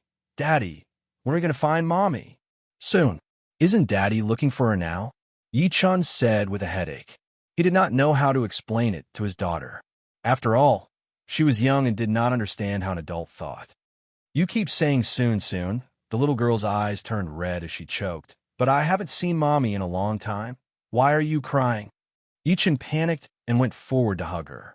Unexpectedly, the little girl took a few steps back and looked at him stubbornly. Her tears could not stop flowing. Daddy, you're lying to me. Why would Daddy lie to you? Yichen looked at her blankly. You're lying to me. The little fellow wiped his tears and said, I asked them just now. They said that young master wants you to marry that Aunt Moo. You already have a mother. How can you marry that Aunt Moo? Yichen's entire body froze when he heard that. He looked at her without moving. I'm not a child anymore. Don't think that I don't understand. Sparkling tears hung in the corners of the little fellow's eyes. He sniffled and said, You definitely don't like me anymore. You want to be with that Aunt Moo? No. Yichen's mind was blown. He forced a smile and said, Can you listen to me? I'm not listening. I'm not listening. The little girl shook her head like a rattle drum and looked at him with hatred. You don't love Mommy anymore, and you don't love Meng Meng anymore. Meng Meng doesn't want to be with you anymore. Meng Meng wants to look for Mommy by herself. As he spoke, the little fellow turned around and was about to walk out the door. His cries were so pitiful that it made one's heart ache. Yichen moved and picked her up despite her resistance. He took a deep breath in and said in a trembling voice, I've never liked Aunt Moo. I've always loved your Mommy. Can I swear? His heart hurt. It hurt a lot. Before this, the way he interacted with his daughter was that he thought he gave her the best. No matter what he did, he would not share it with his daughter. At the end of the day, he thought that his daughter was too young, so he should not let her bear too much. However, his daughter's resolute words just now not only stung him, but also made him realize his own problem. His daughter was an independent person after all. She had her own consciousness and cognition. She was not her parents' appendage, nor was she a substitute that her parents took for granted. The little girl was still struggling with what he said. Yichen sighed softly and said after putting her down, Don't you want to look for Mommy? Then Daddy will tell you about Mommy's situation, okay? The little girl stopped running this time. Instead, she looked at him with bloodshot eyes. Firstly, if we want to look for Mommy, we have to know where Mommy is first, right? Yichen squatted down and tried to make himself as tall as the little girl. The little girl nodded. Yichen said, But we don't know where Mommy is, do we? The little girl nodded. Isn't that it? I've been looking for Mommy all this time. Yichen tried his best to speak in a way that she could understand. Firstly, Mommy, Grandpa, Grandma, and Shan were all taken away by that crazy grandpa. Moreover, they left on the same boat, right? The little girl nodded again and said worriedly, Is that crazy grandpa a human trafficker? I heard from my teacher that human traffickers like to kidnap people and break their hands and feet. They make them beg and steal. Yichen was speechless at that moment. Have you ever seen a terrifying human trafficker who withstood the joint attack of 5 martial saints and had 3 of them killed instead? He said in between tears and laughter, That crazy grandpa isn't a human trafficker. It's just that he's old and has some dementia. I don't know where he took your mother and the rest to. At this point, he paused for a moment and said, I've found out that a few bad guys are related to your mother, so I'm going to find out from those bad guys.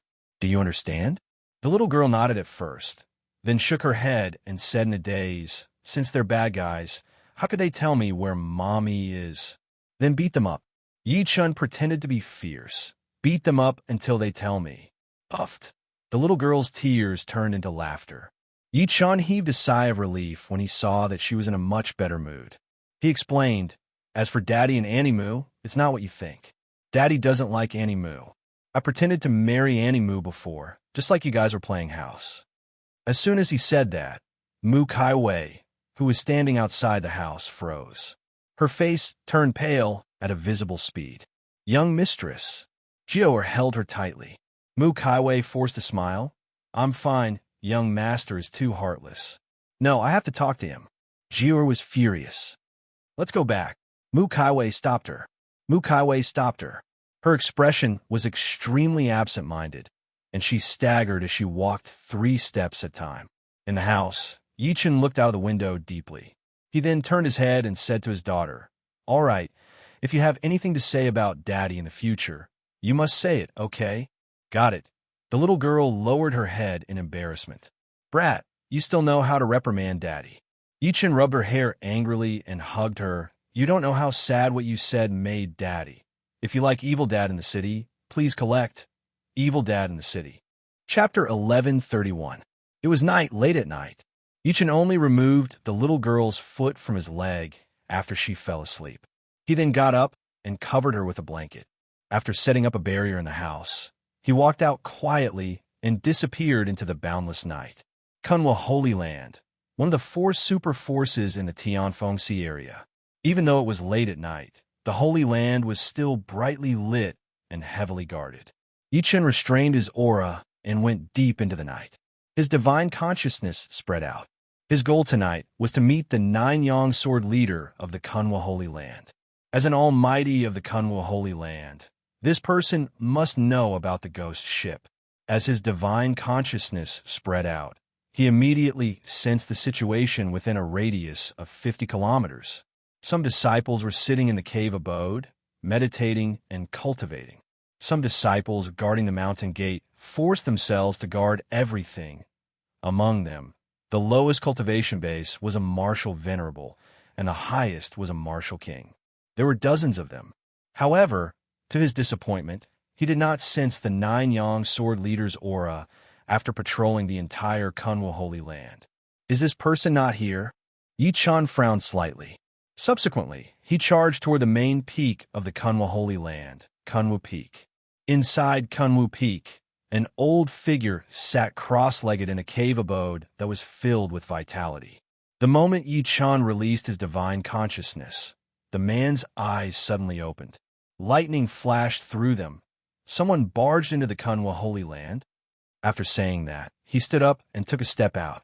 His figure appeared outside, and his gaze was like lightning as he surveyed the surroundings. Nothing unusual.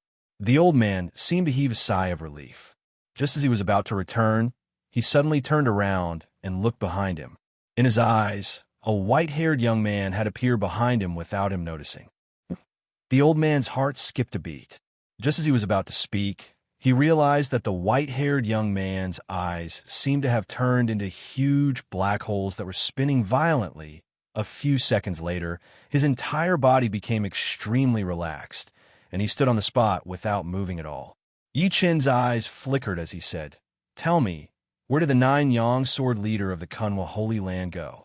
"I don't know," the old man said with a blank look. "Half a day ago, the sword leader received an invitation and went out." "He didn't meet us. What invitation?" Yi-Chen asked. "I don't know," the old man said. About 2 hours later, Yi-Chen returned to the King Mu Fort. However, there was confusion between his brows. The 9-yang sword head of the Kunwu Holy Ground had disappeared. Not only him, but even the palace master of the Great Purity Palace, Fairy Tai Ching, had also disappeared. Both of them disappeared almost at the same time. They disappeared during the day when Yi-Chen was unconscious. Furthermore, they had all received an invitation before disappearing. They had never told anyone about the details of the invitation before they left. What surprised him the most was that the Spirit Ruins Paradise was annihilated. Not a single person was left alive. Whether it was the cave mansions or the halls, they were all destroyed. What a coincidence! Yi-Chen smirked. Of all times, you disappear when I wanted to see them. Are you hiding from me? Although he said that, he frowned deeply. But who destroyed the Spirit Ruins Paradise? Although he had killed the Spirit Ruins Patriarch, he did not vent his anger on the Spirit Ruins Paradise. Moreover, although the Spirit Ruins Patriarch was dead, with the foundation of the Spirit Ruins Paradise, unless the 3 great forces attacked, they would not be able to destroy it. But now, the Spirit Ruins Utopia was silently destroyed without leaving any traces behind. Coupled with the disappearance of the 9-yang sword head and the palace master of the Great Purity Palace, it was very thought-provoking. Now that the 9-yang sword head and the palace master of the Great Purity Palace have disappeared without a trace, coupled with the death of the Spirit Ruins Patriarch, the 3 super forces are leaderless. Yi-Chen lifted his head to look at the night sky. In other words, the 3 breakthroughs to find out the whereabouts of the ghost ship have been completely cut off. The only target now is the Great Li Dynasty. The Great Li Dynasty, huh? Thinking to this point, he muttered to himself, Looks like I really have to go in 3 days. As the sky gradually brightened, an incomparably shocking news resounded throughout the entire Tianfeng Sea area. The Spirit Ruins paradise had been destroyed. This news was like a heavy bomb, completely causing waves to surge in the Tianfeng Sea area that had finally calmed down. That was one of the four superforces. Putting aside the dead martial saint, the Spirit Ruins patriarch, there were still dozens of martial king stage elders in the sect, and there were countless martial sect masters. However, it had been destroyed overnight, and it was done without anyone knowing. How could this not shock everyone? Even the people from the King Mu fort were no exception. In the next 3 days, Yi Chen was pushed to the top of the wave again. Everyone suspected that Yi Chen had destroyed the Spirit Ruins paradise because the Spirit Ruins patriarch had died in Yi Chen's hands before this. The four superforces had been in charge of the Tianfeng Sea area for many years, and no one had ever dared to provoke them. However, such a commotion happened as soon as Yi Chen appeared. How could everyone not suspect him? King Mu found Yi Chen anxiously and said while forcing a smile, "Mr. Yi, did you really destroy the Spirit Ruins paradise?" Yi Chen was teaching his daughter the breathing technique. He said without even lifting his head, "Would you believe me if I said it wasn't me? I don't believe it either, but the outside world says that you destroyed it." King Mu said in disbelief. "So what?" Yi Chen smiled lightly. "Why should I care about what others think?" King Mu could not help but sigh. "Mr. Yi, you might not know this, but the four superforces have always been on the same side. If an outsider like you really destroyed the Spirit Ruins paradise, I'm afraid you'll anger the other three superforces." "Father, bad news." At that moment, Mu Kaiwei walked in quickly. She looked at Yi Chen first and said, "There are many people outside. They're clamoring to see Yi Chen and what?" King Mu frowned. Mu Kaiwei hesitated and said, "Moreover, I heard that the Kunwa Holy Land's 9 Yang Sword leader and Tai Ching Palace's palace master have gone missing. There's a rumor that it's related to Yi Chen. It said that Yi Chen wants to unify the Tianfeng Sea area." "What?" King Mu's expression changed, and he cried out, "Who said that?" It was a very dangerous signal. They wanted to roast Yi Chen on the volcano and make him the target of everyone. "I don't know. In short, it's spreading everywhere." Mu Kaiwei shook her head lightly and looked at Yi Chen in a daze. King Mu's expression changed a few times before he let out a long sigh. "Mr. Yi, looks like someone has their eyes on you." He was a smart man.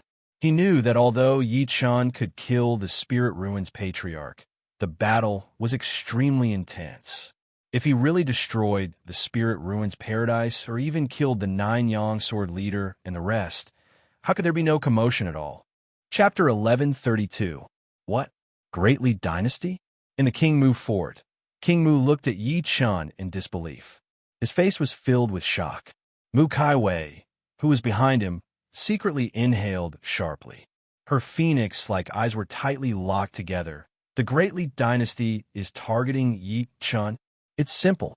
Yi Chen sat calmly and said while smirking coldly, "There are four superforces in the East Ocean of the Tianfeng Sea area. Now that I've killed the Spirit Ruins patriarch, it can be said that the entire East Ocean has their eyes on me." King Mu and Mu Kaiwei nodded in unison.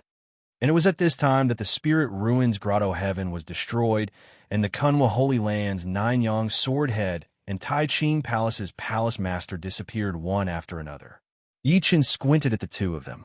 A mocking smirk appeared at the corner of his lips. "Don't you guys think this is too much of a coincidence?" "That's right." Mu Kaiwei nodded slightly and said, "It's too much of coincidence. Anyone would subconsciously think that you did it." Yi Chen said with a faint smile, "The current situation in the East Ocean is that the three superforces are affected. Let me ask you, who benefits the most?"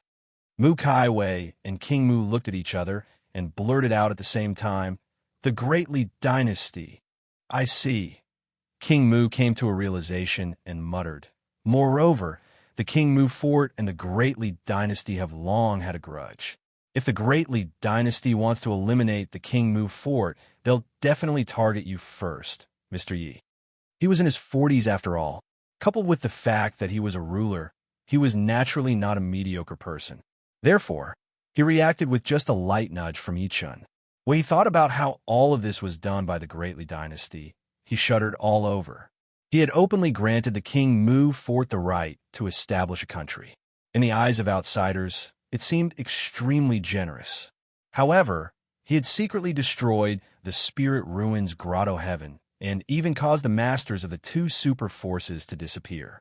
Then he stirred up the situation in the Tianfeng Sea area and pointed the spearhead at Yi Chun and the King Mu Fort. All of these could be considered terrifying. Thinking to this point, his expression changed slightly. Mr. Yi, in that case, the King Mu Fort must not attend the Emperor's birthday in 2 days. That's right. Since we already know the Great Li dynasty's sinister intentions, we shouldn't take the initiative to enter. Chen Kaiwei nodded repeatedly. Otherwise, Yi Chen smiled lightly and said, all the more reason for us to go under such circumstances. Without waiting for the two of them to speak, he carefully played with the teacup in his hand and continued. As the saying goes, it's easy to dodge a spear in the open, but difficult to guard against an arrow in the dark. The opponent has already made his move. If you choose to retreat, it will instead be easier for you to expose your flaws. That's true, but King Mu frowned and hesitated to speak. No buts. It's decided. In 2 days, I will go with you to the capital of Dali Kingdom. Yichen said without any hesitation. Moreover, I'd like to see what kind of existence this Emperor of Dali is. With the death of the Patriarch of Spirit Ruins, as well as the death of the 9 Yongsor Head and the Grand Pure Palace Master, it could be said that only the Dali dynasty knew the details of the ghost ship. Therefore, Yi Chun had to attend this so-called Dali dynasty's son of Heaven's birthday. As for the conspiracies and murderous intents within, he didn't mind, because as far as he was concerned, no matter how many open spears and hidden arrows there were, he only needed to break them with a single punch. Even though his tone was very calm, when it entered the ears of King Mu and his daughter, it sent a chill down their spines. In the next 2 days, Yi Chun ordered the King Mu Fort to find out about the ghost ship and the whereabouts of the Patriarch of Hell and the rest. He stayed in the King Mu Fort temporarily to accompany his daughter. Meanwhile, the suspicions the outside world had about him intensified. All sorts of forces gathered around Tianfeng City, clamoring to see Yi Chun. The King Mu Fort had already issued a notice regarding all of this. They stated that this had nothing to do with Yi Chun and warned those who were not from the King Mu Fort not to enter Tianfeng City. Otherwise, they would be killed without mercy. As a result, it scared many forces. After all, with a terrifying existence like Yi Chun, no one dared to barge in. The undercurrent was growing day by day. On the afternoon of the 2nd day, a powerhouse from the Kunwu Holy Land stood up and shouted, Senior Yi, please explain yourself. This matter involves the sword head of the Kunwu Holy Land. If it turns out that it has nothing to do with you, the Kunwu Holy Land is willing to apologize. Senior Yi, please come out and prove your innocence. Otherwise, the Grand Pure Palace will not let this matter rest. The Vice Palace Master of the Grand Pure Palace also threatened. Soon after, the Hunyuan sect, the Heaven Justice sect, the Hahuan Valley, and many other sects in the Eastern Ocean that were second only to the 4 super forces also expressed their stance and asked Yi Chun to speak. It was night. Many martial kings worked together to barge into Tianfeng City in an attempt to force Yi Chun to show himself. Yi Chun attacked. A sword swept across the sky and killed 8 martial kings instantly. The sword chi stretched for thousands of meters, and it was peerless. It caused the outside world to fall into dead silence. Only then did everyone realize that they were facing a martial saint who had killed the patriarch of the spiritual ruins. At this moment, the Great Li dynasty that had been silent finally spoke. Everyone, the Great Li dynasty will definitely investigate this matter to the end and give you an explanation. Under such a situation, many forces finally retreated. However, everyone knew that this was only a temporary calm. The undercurrent would only become more and more intense. Time passed in a flash. On the morning of the 3rd day, when the first ray of sunlight pierced through the clouds, Yi Chun brought the people from the King Mu Fort on a flying boat. He tore through the clouds and headed straight for the greatly capital. The so-called flying boat was designed by the mystic masters in the King Mu fort. It was more than 60 meters long and could accommodate up to 100 people at the same time without being crowded. This magic tool was engraved with rune formations. With mystic stones as energy, it could travel tens of thousands of kilometers a day. Apart from Mu Kaiwei and Jiu, there were also dozens of carefully selected guards from the King Mu fort. Since the King Mu fort could not be without a leader, King Mu, the fort master, could only stay in the fort. Along the way, Meng Meng and Jiu had a lot of fun. The little girl was initially hostile to Mu Kaiwei, but after Yi Chen's explanation that night, the little girl threw away her hostility. Yi Chen stood on the flying boat with his hands behind his back. He lifted his eyes and looked into the sky. How far is the Greatly capital from here? The Greatly capital is called Purple Abyss City. It's in the southern part of the Eastern Ocean, over 20,000 kilometers away from Tianfeng City. Mu Kaiwei stood side by side with him, her clothes fluttering in the wind as she said softly, "If nothing unexpected happens along the way, we'll only need half a day to get there." Jiu, who was in the distance, subconsciously looked over. Seeing the two of them bathing in the wind like a pair of immortals, the former could not help but sigh faintly. It would be great if young master could get together with young mistress. Yi Chen could not help but look sideways when he sensed the fragrance coming from beside him. He immediately saw a pink face that looked like a peach blossom. At that moment, Mu Kaiwei looked over as well. Their eyes met for a few seconds. Yi Chen's heart skipped a beat. He said after retracting his gaze, "Who's the strongest in the Great Li dynasty?" End of this chapter. Chapter 1133. She seemed to have sensed his embarrassment. Mu Kaiwei giggled and felt a little disappointed. However, she still said calmly, "The strongest must be Grand Tutor Ning." Grand Preceptor? Yi Chen was slightly stunned. A civil official? When he was in the northern region, in the great dynasties, there was a clear distinction between the civil and the military. Although the civil also practiced martial arts, their strength was not high. However, Mu Kaiwei said that the strongest person in the Dali dynasty was a civil official. "You don't know." Mu Kaiwei shook her head and said, "Grand Tutor Ning's status in Dali is very high, even surpassing that of the Emperor of Dali. He's known as the literary saint of his generation." It said that Grand Tutor Ning isn't from the Tianfeng Sea area. He's from the middle ground. He lifted his hand and combed the hair on his forehead. Zhongzhou? Yi Chen was surprised. Zhongzhou was one of the 5 major regions of the ancient desolate realm. It was also a place Yi Chen had never been to. The first time he heard about it was from Empress Dowager Yun Yi of the northern region's great dynasty. "That's right, the central province." Mu Kaiwei said, "The ancient barren world is divided into 5 regions. The eastern barren territory, the northern region, the southern region, the west earth, and the middle ground. Strictly speaking, the Tianfeng Sea area is sandwiched between these 5 regions. The Middle Plains is known as the leader of the 5 major regions. It gathers the fate of the entire ancient barren world. It's not an exaggeration to call it a holy land. At this point, she paused and said, in the central continent, there's a martial saint who can pull up a mountain with his bare hands. There's a wine-sword immortal who can descend upon the world with his sword. And there is also a literature saint who can speak the truth and communicate with the power of heaven and earth with his mortal body. In other words, Grand Tutor Ning of the Dali dynasty is a saint of literature from Zhongzhou." Yi Chen gradually came to a realization. That's right. It's said that when the current Emperor of Dali was still the crown prince, he traveled to the Middle State and met Grand Tutor Ning, who was studying at Jixia Academy. Mu Kaiwei nodded and said, "Later on, Grand Tutor Ning chose to follow the Emperor of Dali and came to the Tianfeng Sea area. This has been going on for 1,000 years. Jixia Academy? Yi Chen was secretly shocked. Any earthling with a little bit of culture would be very familiar with these 4 words. Jixia Academy was the earliest government-run institution of higher learning on Earth. It was also the earliest academy of social sciences and government think tank.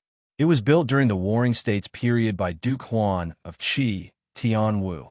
It was located near the Ji Gate in Linzi, the capital of Qi. It would not be an exaggeration to say that this school was the best school. In today's world, Yale and Harvard were nothing compared to it.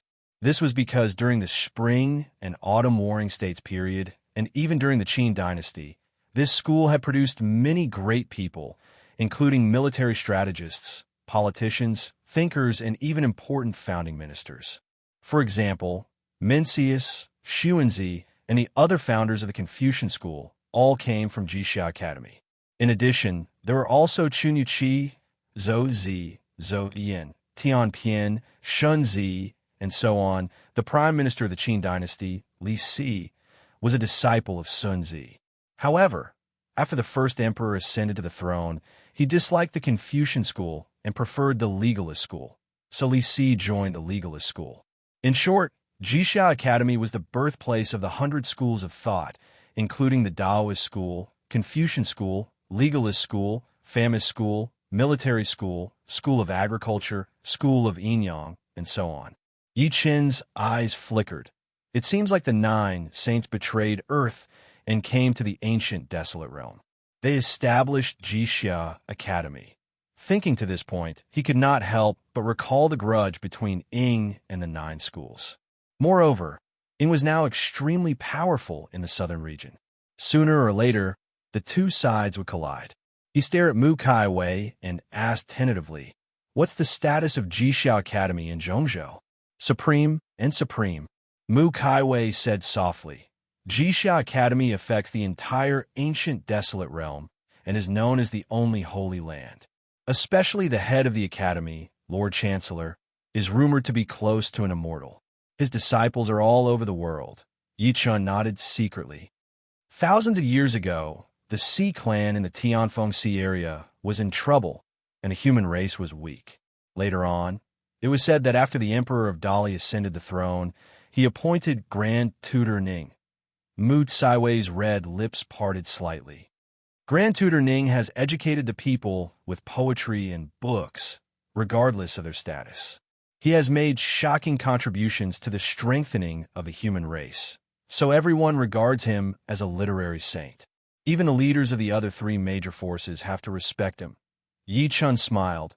If the Grand Tutor Ning you mentioned really has such a status, would the current emperor of Dali tolerate him?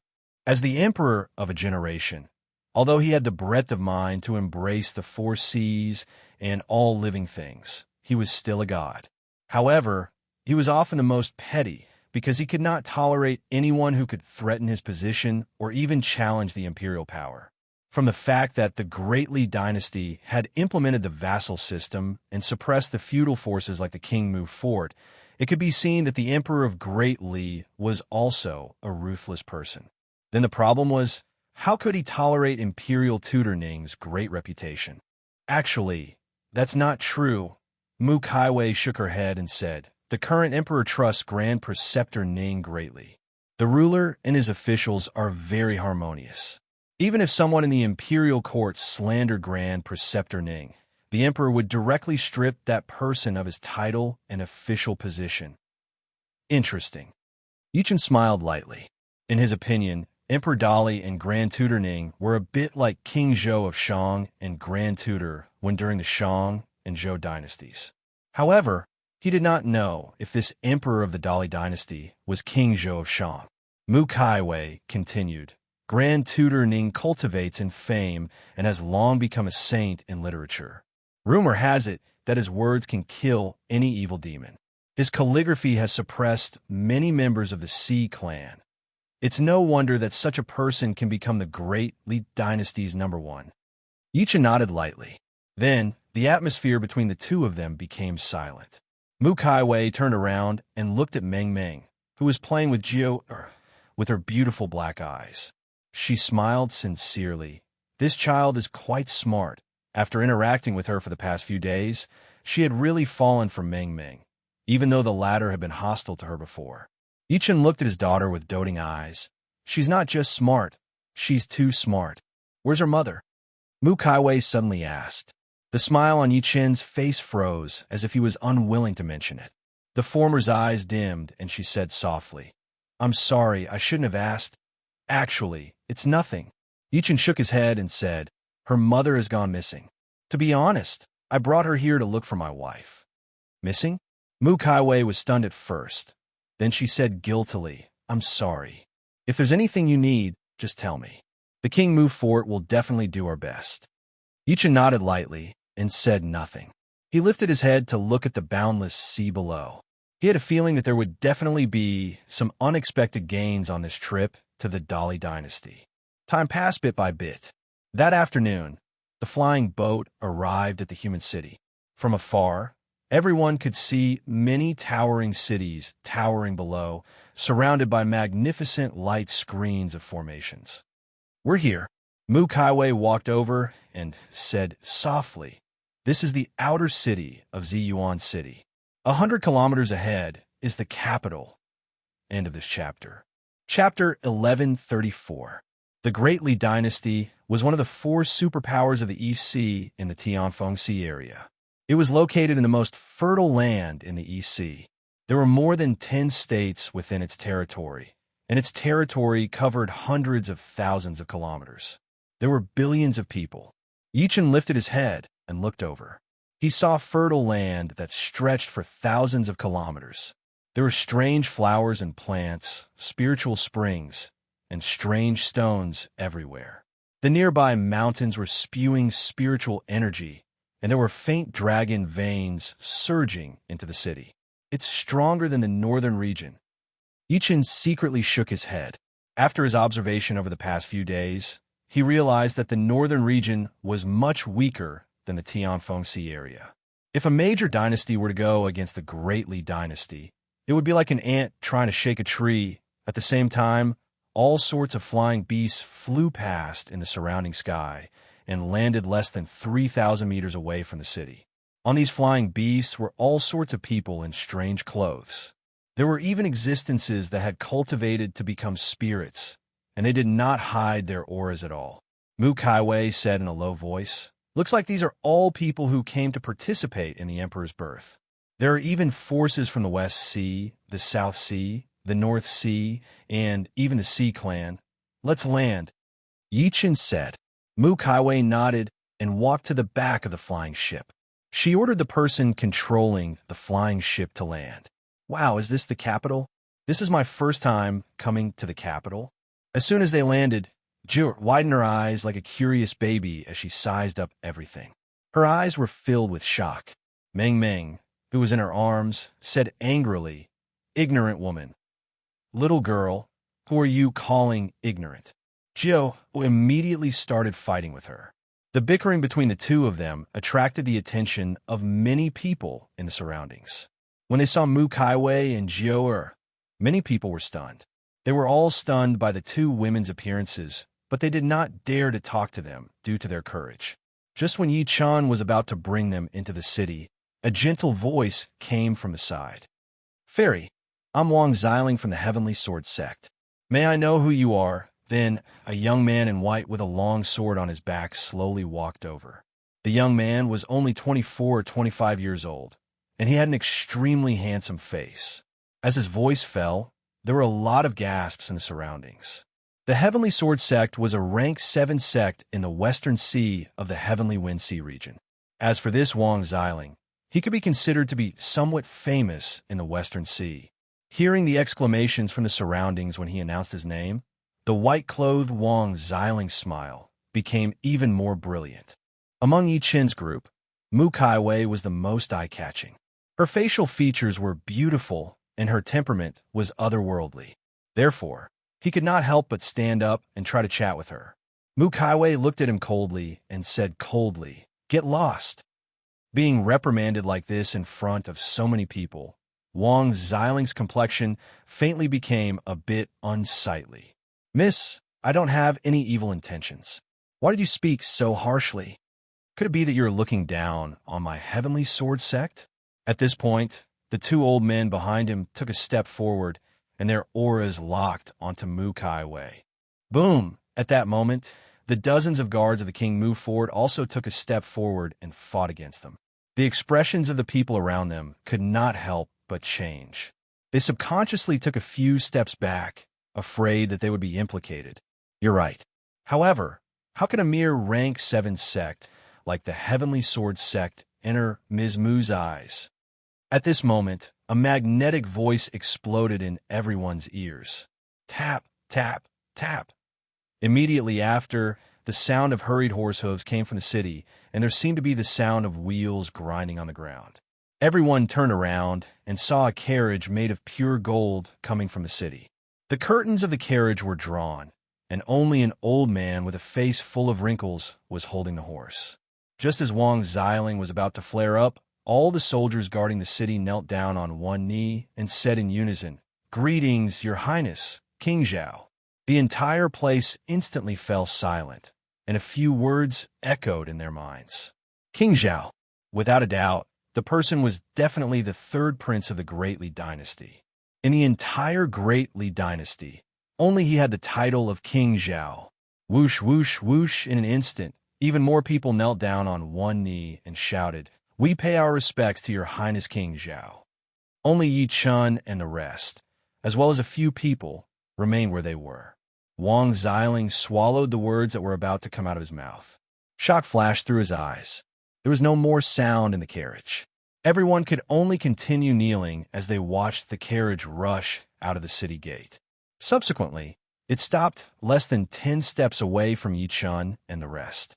As the curtain was lifted, a young man in snow-white clothes walked out. The young man's face was angular.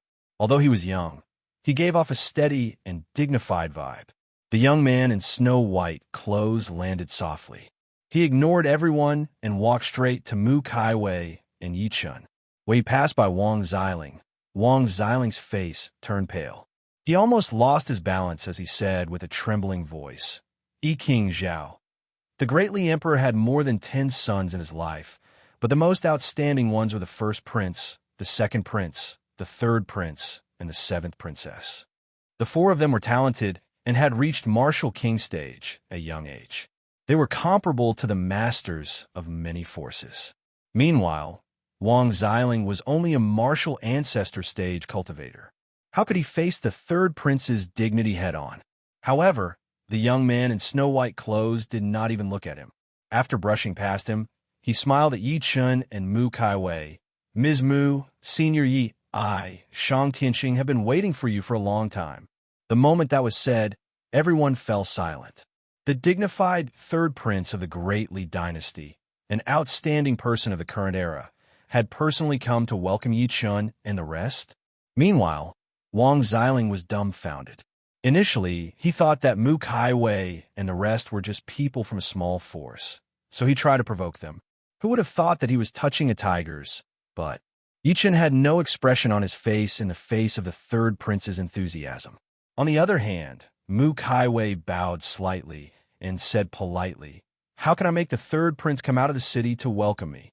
The third prince smiled lightly. Just as he was about to speak, a cold voice came from the city again. "Third brother, you're quite well informed. You actually came out of the city to welcome me before I did." Then, an extremely luxurious palanquin was carried out by people. The person who responded to the person in the sedan chair was a deep voice. "Second brother, you're not inferior to me." Then, he saw countless guards dressed in uniforms, surrounding a canopy umbrella as they walked over. The soldiers guarding the city were shocked and said respectfully, "Greetings, Your Highness, Prince of Yin, greetings, Crown Prince." Boom! These words caused everyone's hearts to tremble. Even the second prince and the crown prince were here. Mu Tsaiwei's expression changed as well. Before deciding to attend the emperor's birthday, she had thought about the many situations she would face. However, she did not expect that the 3 princes would come out of the city to welcome them before they even entered the city. One had to know that casually participating in the battle for the throne was a great taboo. The slightest carelessness would lead to death. End of this chapter. Chapter 1135. Outside Ziyuan City. 2 men slowly walked over from the dignified yet low-key honor guard. One of them wore an official robe with a purple jade ring hanging from his waist. He looked middle-aged and serious, as if he could see through a person's heart. The other person was dressed like a young man. He held a feather fan in his hand and looked like an elegant scholar. He had a pair of faces that could intoxicate all women in the world. The two of them were the crown prince of the great Li dynasty, Shang Tianming, and the second prince, Shang Tianlin. No matter where they went, they would cause a huge uproar, not to mention that the three princes were here in person. At this moment, all the passers-by at the city gate were kneeling on the ground with their heads lowered, not daring to breathe loudly. The second prince, Shang Tianlin, glanced at the third prince, Shang Tianxing, with a faint smile and said like a spring breeze, "Third brother, you didn't inform us that Senior Yi has come to the capital city. You're really not loyal enough." The third prince, Shang Tianxing, bowed and smiled. "First brother, second brother, you're busy with work. How could I dare to disturb you?" "Nonsense." The second prince's face turned serious, and he pretended to be unhappy. "What kind of person is Senior Yi? Even if we're busy every day, we still have to take time out of our busy schedules to welcome him."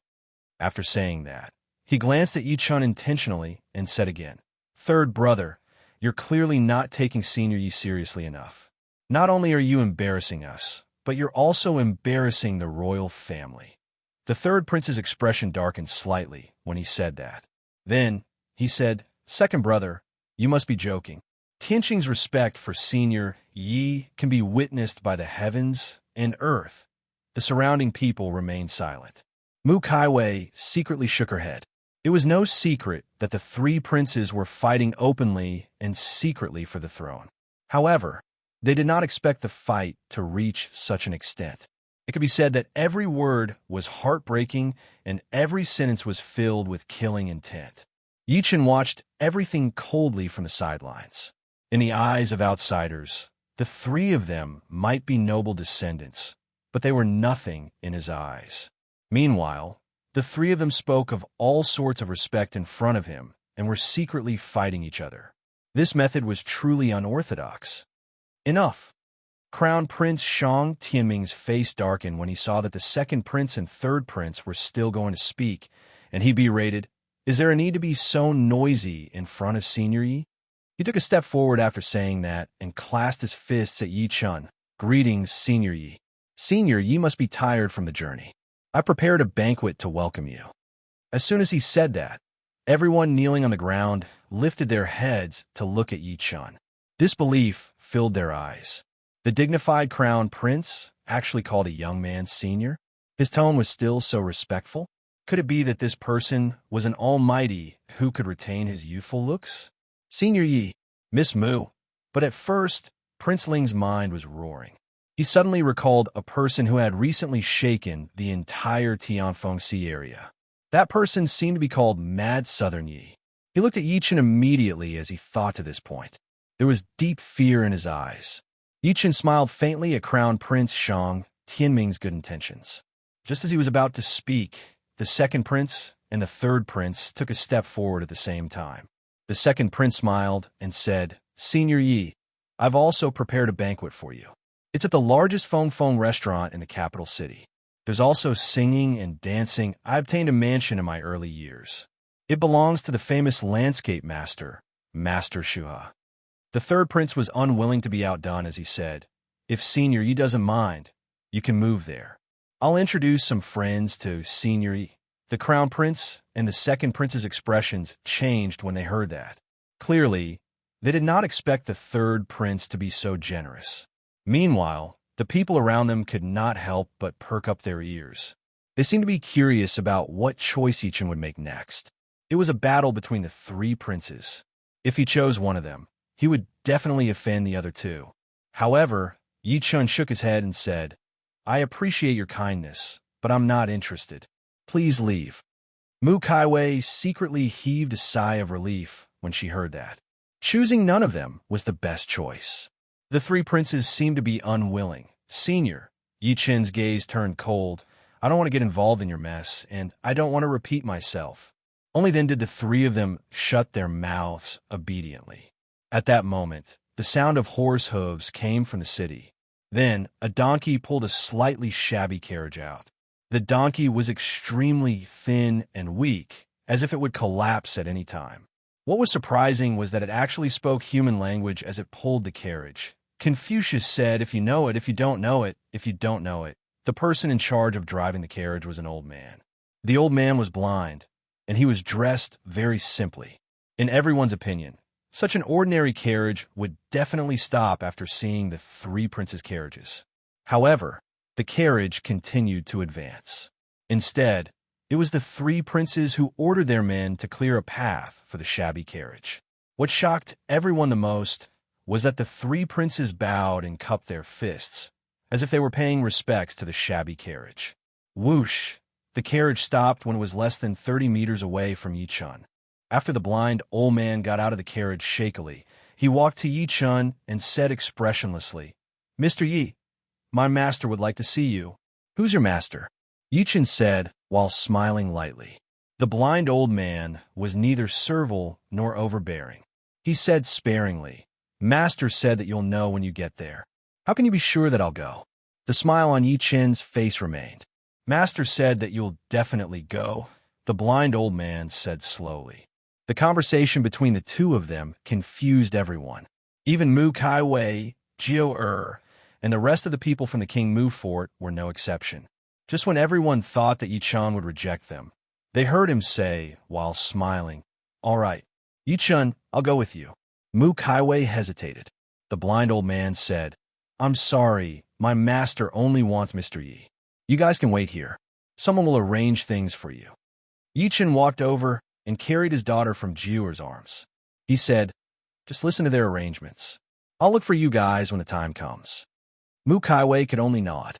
She was not worried that someone in the capital of Dali would dare to touch them without Yi-chun around. "Let's go." Yi-chun got into the shabby carriage and urged the blind old man while carrying his daughter. Before the blind old man could speak, the skinny donkey dragged the carriage and walked into the city. As it walked, it said Confucius said that learning and practicing is the same. Even animals cultivate scholarly fame. Yi-chun was slightly surprised. The little girl in his arms seemed to have discovered a new continent.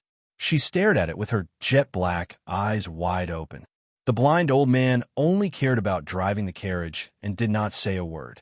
The donkey was not angry at all. As it walked, it said, "Master, all living things in the world have spirituality. There is no discrimination. Why is it that only humans can raise themselves through poetry and books? This is called separation." End of this chapter.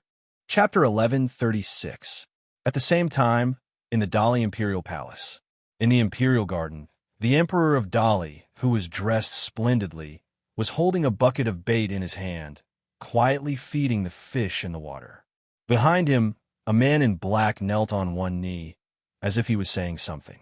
The Emperor of Dali paused and said, "Are you saying that the Crown Prince and the others came out of the city to welcome us?" "Yes, Your Majesty." The man in black did not dare to hide anything. "The Crown Prince, the second prince, and the third prince are courteous and try their best to invite that person. Respect the wise? If I'm not mistaken, that person didn't agree, right?" The Emperor of Dali threw out a handful of bait. "That's right."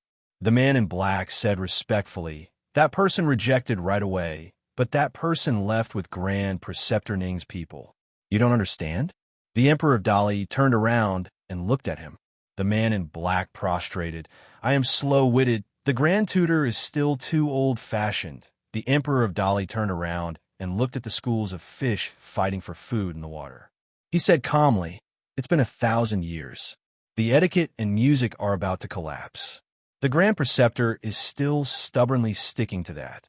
The man in black did not dare to speak. After a while, the Emperor of Dali asked, "Tell me, in Dali, who is more powerful, me or the Grand Preceptor?" I don't know." The black-clothed man's body trembled violently, and he was extremely terrified. "Say, if not for the Grand Preceptor back then, do you think I would have been able to conquer this land today? Your Majesty, spare my life." The black-clothed man almost fainted. "Forget it." The Emperor of Dali seemed to be a little dispirited. After throwing the last bait, he turned around and left. Not long after he left, the entire Imperial Garden collapsed with a loud bang, and all the living creatures turned into dust. On the carriage, Yi-chun looked at the donkey that was pulling the carriage. He was getting more and more interested. "I can't believe it knows what it means to be divided, the so-called separated mind was the psychology of Buddhism. It referred to the unfairness of the heart and the inability to treat all living beings equally. There was a difference between good and evil, good and bad, close and distant. The donkey shook its big ears and said rather proudly, "Tong Tong knows a lot. These were all taught by my master. Your name is Tong Tong?" The cute little baby in Yi Chen's embrace finally could not help but ask. It was not that the little fellow had never encountered an animal that could talk, such as Little Black, but it was her first time seeing an animal that could read. "Yes, Tong Tong is the name my master gave me. What's your name?" The donkey replied. The little girl struggled in Yi Chen's embrace. She said excitedly, as if she had met someone her age, "My name is Yi Ming Ming. You can call me Ming Ming." "Ming Ming, do you know how to read?" the donkey asked. The little fellow shook her head repeatedly. "I don't like studying. I hate studying. Besides, I'm still in kindergarten." "What is a kindergarten?" The donkey's swaying ears paused for a moment. It was incomparably astonished. "I've only heard of elementary school, Imperial College." After saying that, it said in a meaningful tone, "You have to read more. My master said that reading can open one's mind. I studied with my master for decades, and I also studied at the Imperial College for a few years. Later, I became the top scholar, but my master still thinks that I have too little knowledge." "Top scholar?" Yi Chen's expression froze slightly as he said in surprise, "You're a top scholar?" "That's right. That was decades ago. At that time, it was the time for the imperial examinations." The donkey said with lingering fear, "My master chased me out and asked me to participate in the imperial examinations. He said that if I couldn't become the top scholar, he would kill me to go with wine." Yi Chen looked at the little girl in his embrace, his expression a little unnatural. The ancient imperial examinations were much more difficult than the current college entrance examination. However, a beast had suppressed all humans and become the top scholar. As for the daughter in his arms, Su Yuhan usually asked her to study as if she was killing her. Seemingly sensing Yi Chen's ugly expression, Ming Ming stuck her tongue out and said in dissatisfaction, "Is the top scholar very powerful? Let me test you. Do you know what pi is?" "Pi?" The donkey's hooves paused, and it turned around to look at her. "What's pi?" Even the blind old man could not help but prick up his ears. Yi Chen did not know whether to laugh or cry. Although the little girl was in kindergarten, her memory had long surpassed that of ordinary people because she ate his medicinal pills like candy. Perhaps ordinary high school students did not know as much as she did. "You don't even know pi?" As expected, the little girl's face was full of pride. Pi is the ratio of the circumference of a circle to the diameter. It's equal to the product of infinite fractions, which is about 3.141592654. The donkey's eyes were blank. Circumference? Diameter? Fractions? Multiplication? Accumulation? Let me test you again. The little girl smiled slyly. "Do you know what Goldbach's conjecture is?" "Goldbach's conjecture?" The donkey was at a loss again. "What is that?" The little girl shook Yi Chen's arm happily. Goldbach's conjecture was proposed by a great mathematician. Any integer greater than 2 can be written as the sum of 3 prime numbers. Integer? Prime numbers? The donkey was dumbfounded again. It thought it was knowledgeable, but it had never heard of such things. The little girl stuck her tongue out and said, "What's 1 plus 1?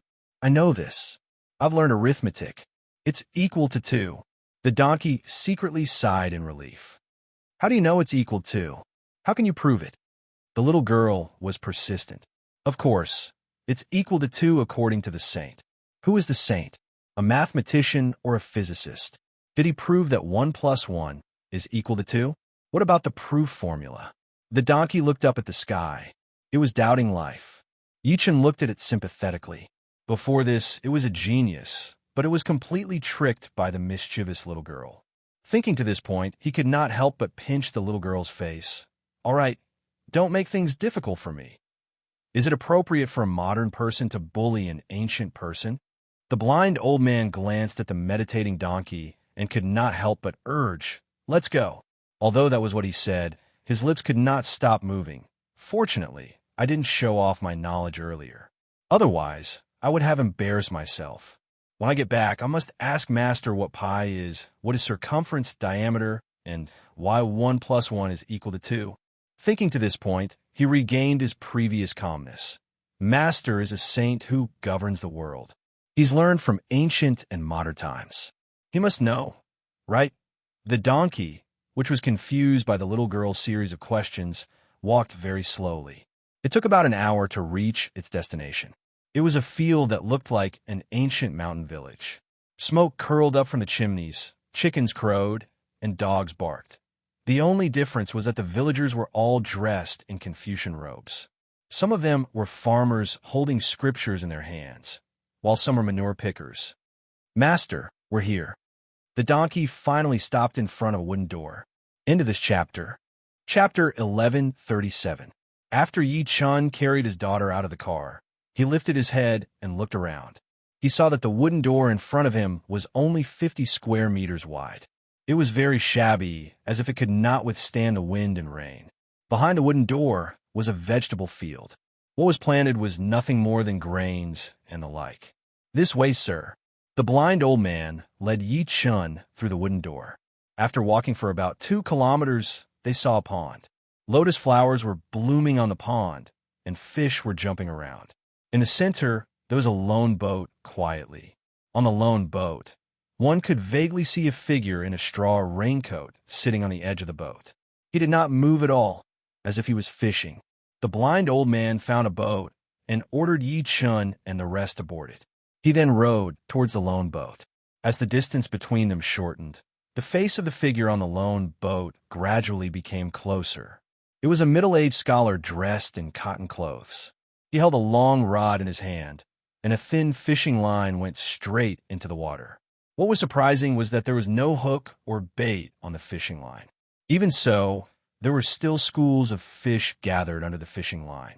Master! The donkey walked over while huffing and puffing.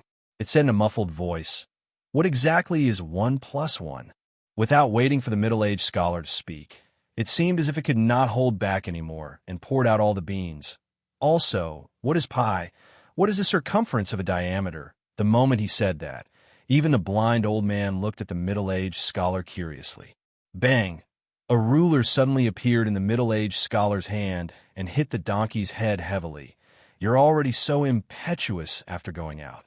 Copy the scriptures 100 times as punishment. Oh! The donkey rubbed the huge bump on its head and let out an aggrieved oh. Then, like a magic trick, it took out a brush and paper and started copying. Even so, it could not stop mumbling, "What exactly is 1 plus 1? The blind old man was once again glad that he was not the first to ask. He looked at the middle-aged scholar with a strange expression. "Don't tell me you don't know either, master. Idiot, get lost and copy it."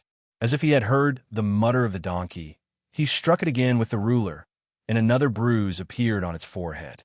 Yi Chun put down the little girl who could not hold back in his embrace and said, "Go play with them. I'll call you when I leave." Only then did the little fellow and the donkey follow the blind old man to board the small boat and row towards the shore. Suddenly, there were only 2 people left on the boat. The middle-aged scholar sat down again and quietly held the fishing rod in his hand. Without turning his head, he said, "You came for the ancient ship, right?" Yi Chun's eyes focused as soon as he said that. Clearly, he did not expect the other party to be so direct and reveal his intention right away. Thinking of this, he stared at her. "Do you know about the ghost ship?" "Not only do I know about the ghost ship, but I also know that you are not from the ancient barren world. You are from a celestial burial planet." As his voice fell, a wave of killing intent suddenly erupted in the heavens and the earth, enveloping an area of 3,000 meters. It was Yi Chun. Even though his temperament was no longer steady, he could no longer suppress the killing intent in his heart. This was the first person who had revealed his identity since he arrived in the ancient barren world.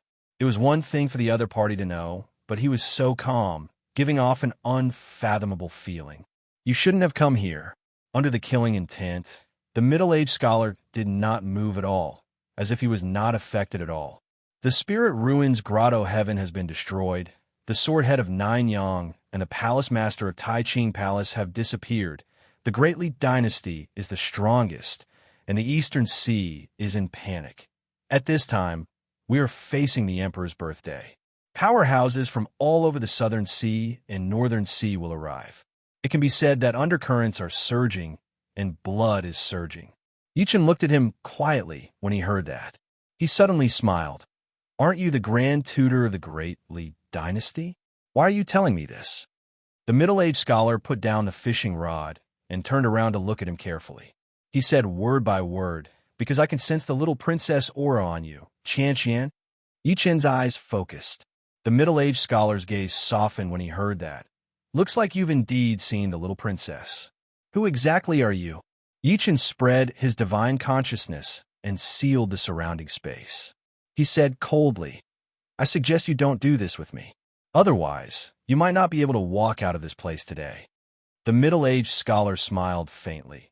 I'm the Grand Tutor of the Great Li Dynasty now, but I was the son of the Grand Tutor of the Great Qin Empire 1,000 years ago. The Grand Tutor of the Great Qin Empire? Yichen was moved. The so-called Grand Tutor began in the Western Zhou dynasty.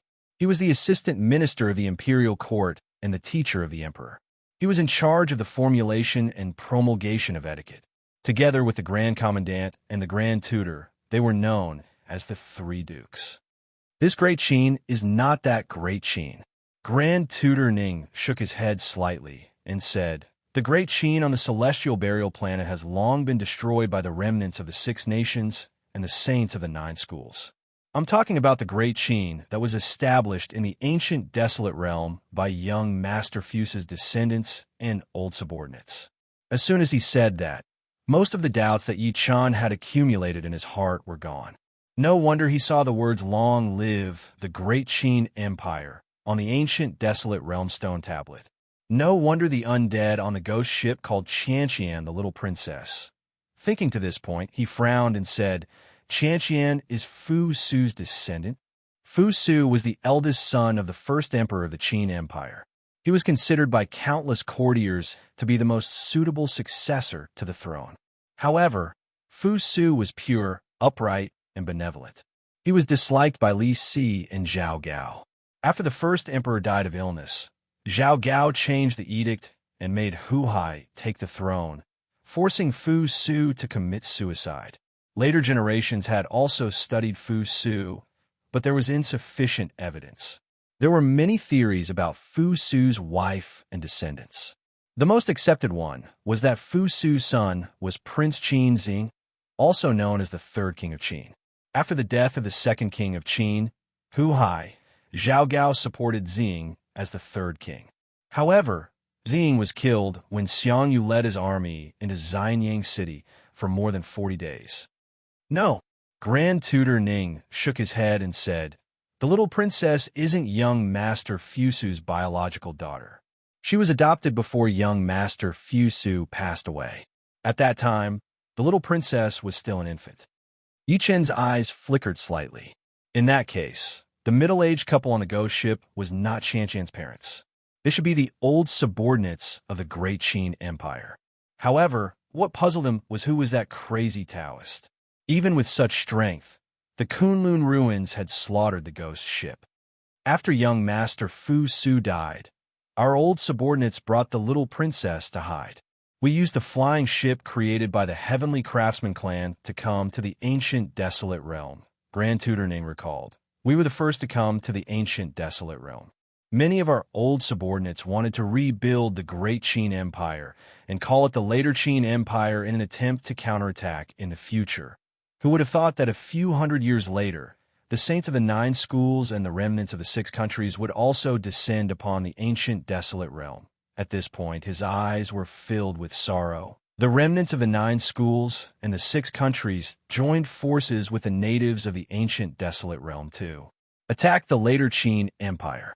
Countless people died, and blood flowed like rivers. Yichen could not help but say, Then some of them brought Qian back to the celestial burial planet while the rest did. End of this chapter. Chapter 1138. That's right. After our later Qin was destroyed, there were internal disagreements. Some people wanted to lie low and wait for an opportunity. Grand Preceptor Ning sighed and said, A portion of them completely gave up and surrendered to the enemy in an attempt to preserve their lives. A small number of them were unwilling to fail and brought the little princess back to the celestial burial planet. Yichen secretly nodded. It seemed like Grand Tutor Ning was one of the people who were hiding. Thinking to this point, he asked, "Did those few people leave through a large warship?" "Yes." Grand Preceptor Ning nodded slightly and said, "That warship was built by the Heavenly Craftsman race. At that time, it was the Ganyu couple from the Heavenly Craftsman race that accompanied it." He could not help but look at Yi Chun. "You have the little princess aura on you. I believe you've met Ganyu and his wife, haven't you? The Heavenly Craftsman clan, the Ganyu couple?" The doubt in Yi Chen's eyes dissipated a lot more. In that case, the middle-aged couple who were protecting Qianqian on the ghost ship were Ganyu and his wife. Never seen him before. He shook his head. To tell you the truth, after this warship returned to the celestial burial planet, it was massacred. Ganyu, his wife, and hundreds of guards died, and the warship became a ghost ship. He continued, "As for Qianqian, she was taken away by a crazy Taoist." "Who is that crazy Taoist?"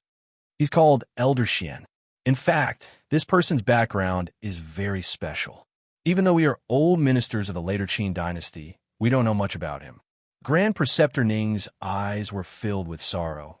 Rumor has it that Mr. Fu Su had once brought a group of people to explore a historical remnant, and after coming out of the historical remnant, this person followed beside him. This person came from a relic? Could it be an almighty who was resurrected from the ruins? Yi Chun frowned slightly. Before this, he had guessed the identity of the crazy Taoist who took Su Yuhan away more than once. However, he did not expect him to be from the ruin.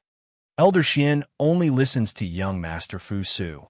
Before young Master Fu Su passed away, he asked him to protect the little princess. Grand Tutor Ning said quietly, "The only thing we know is that Elder Xian's strength is terrifying. I'm afraid he has already surpassed Martial Sage and reached Martial Emperor realm." Surpassing Martial Saint? Martial Emperor stage? Yichen was shocked. After fighting with the Patriarch of the Spirit Ruins, he had figured out the combat power of a Martial Saint. It was equivalent to the nascent soul realm in the cultivation world. If he had many tricks up his sleeves, perhaps only a late-stage nascent soul realm cultivator could fight him.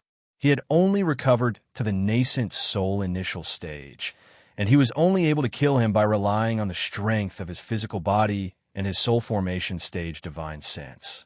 Above the Martial Saint realm is the Emperor realm. Grand Preceptor Ning sighed faintly. It's just that Elder Xian's mental state has always been muddle-headed, and his fighting strength is unstable. We can only guess. Yi Chen's eyes flickered as he said, "A year ago, a ghost ship stepped into the Tianfeng Sea area and was attacked by the 4 super forces. Do you know about that?" "I know." Grand Tutor Ning nodded slowly. "I also know that the little princess and Elder Xian are on this ghost ship. Other than them, there are a man and 2 women." He could not help but look at Yi Chun. "If I'm not mistaken, this man and 2 women are your wife and parents, am I right?"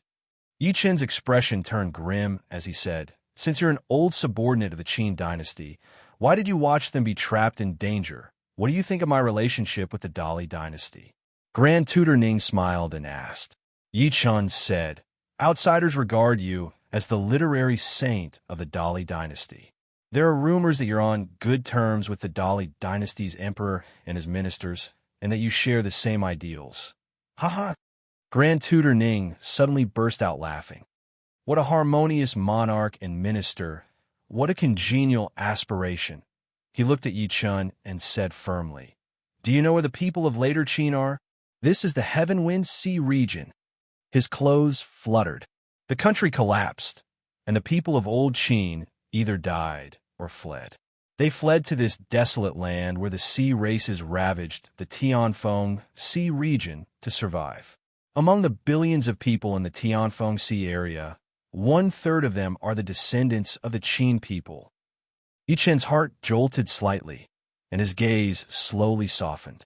"In other words, you try to protect the Qin people's descendants?"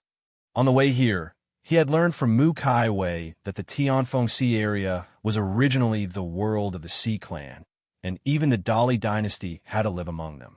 Later on, after the current emperor of Dali returned from his trip to Zhongzhou, he built a new world for Dali with Grand Tutor Ning's help.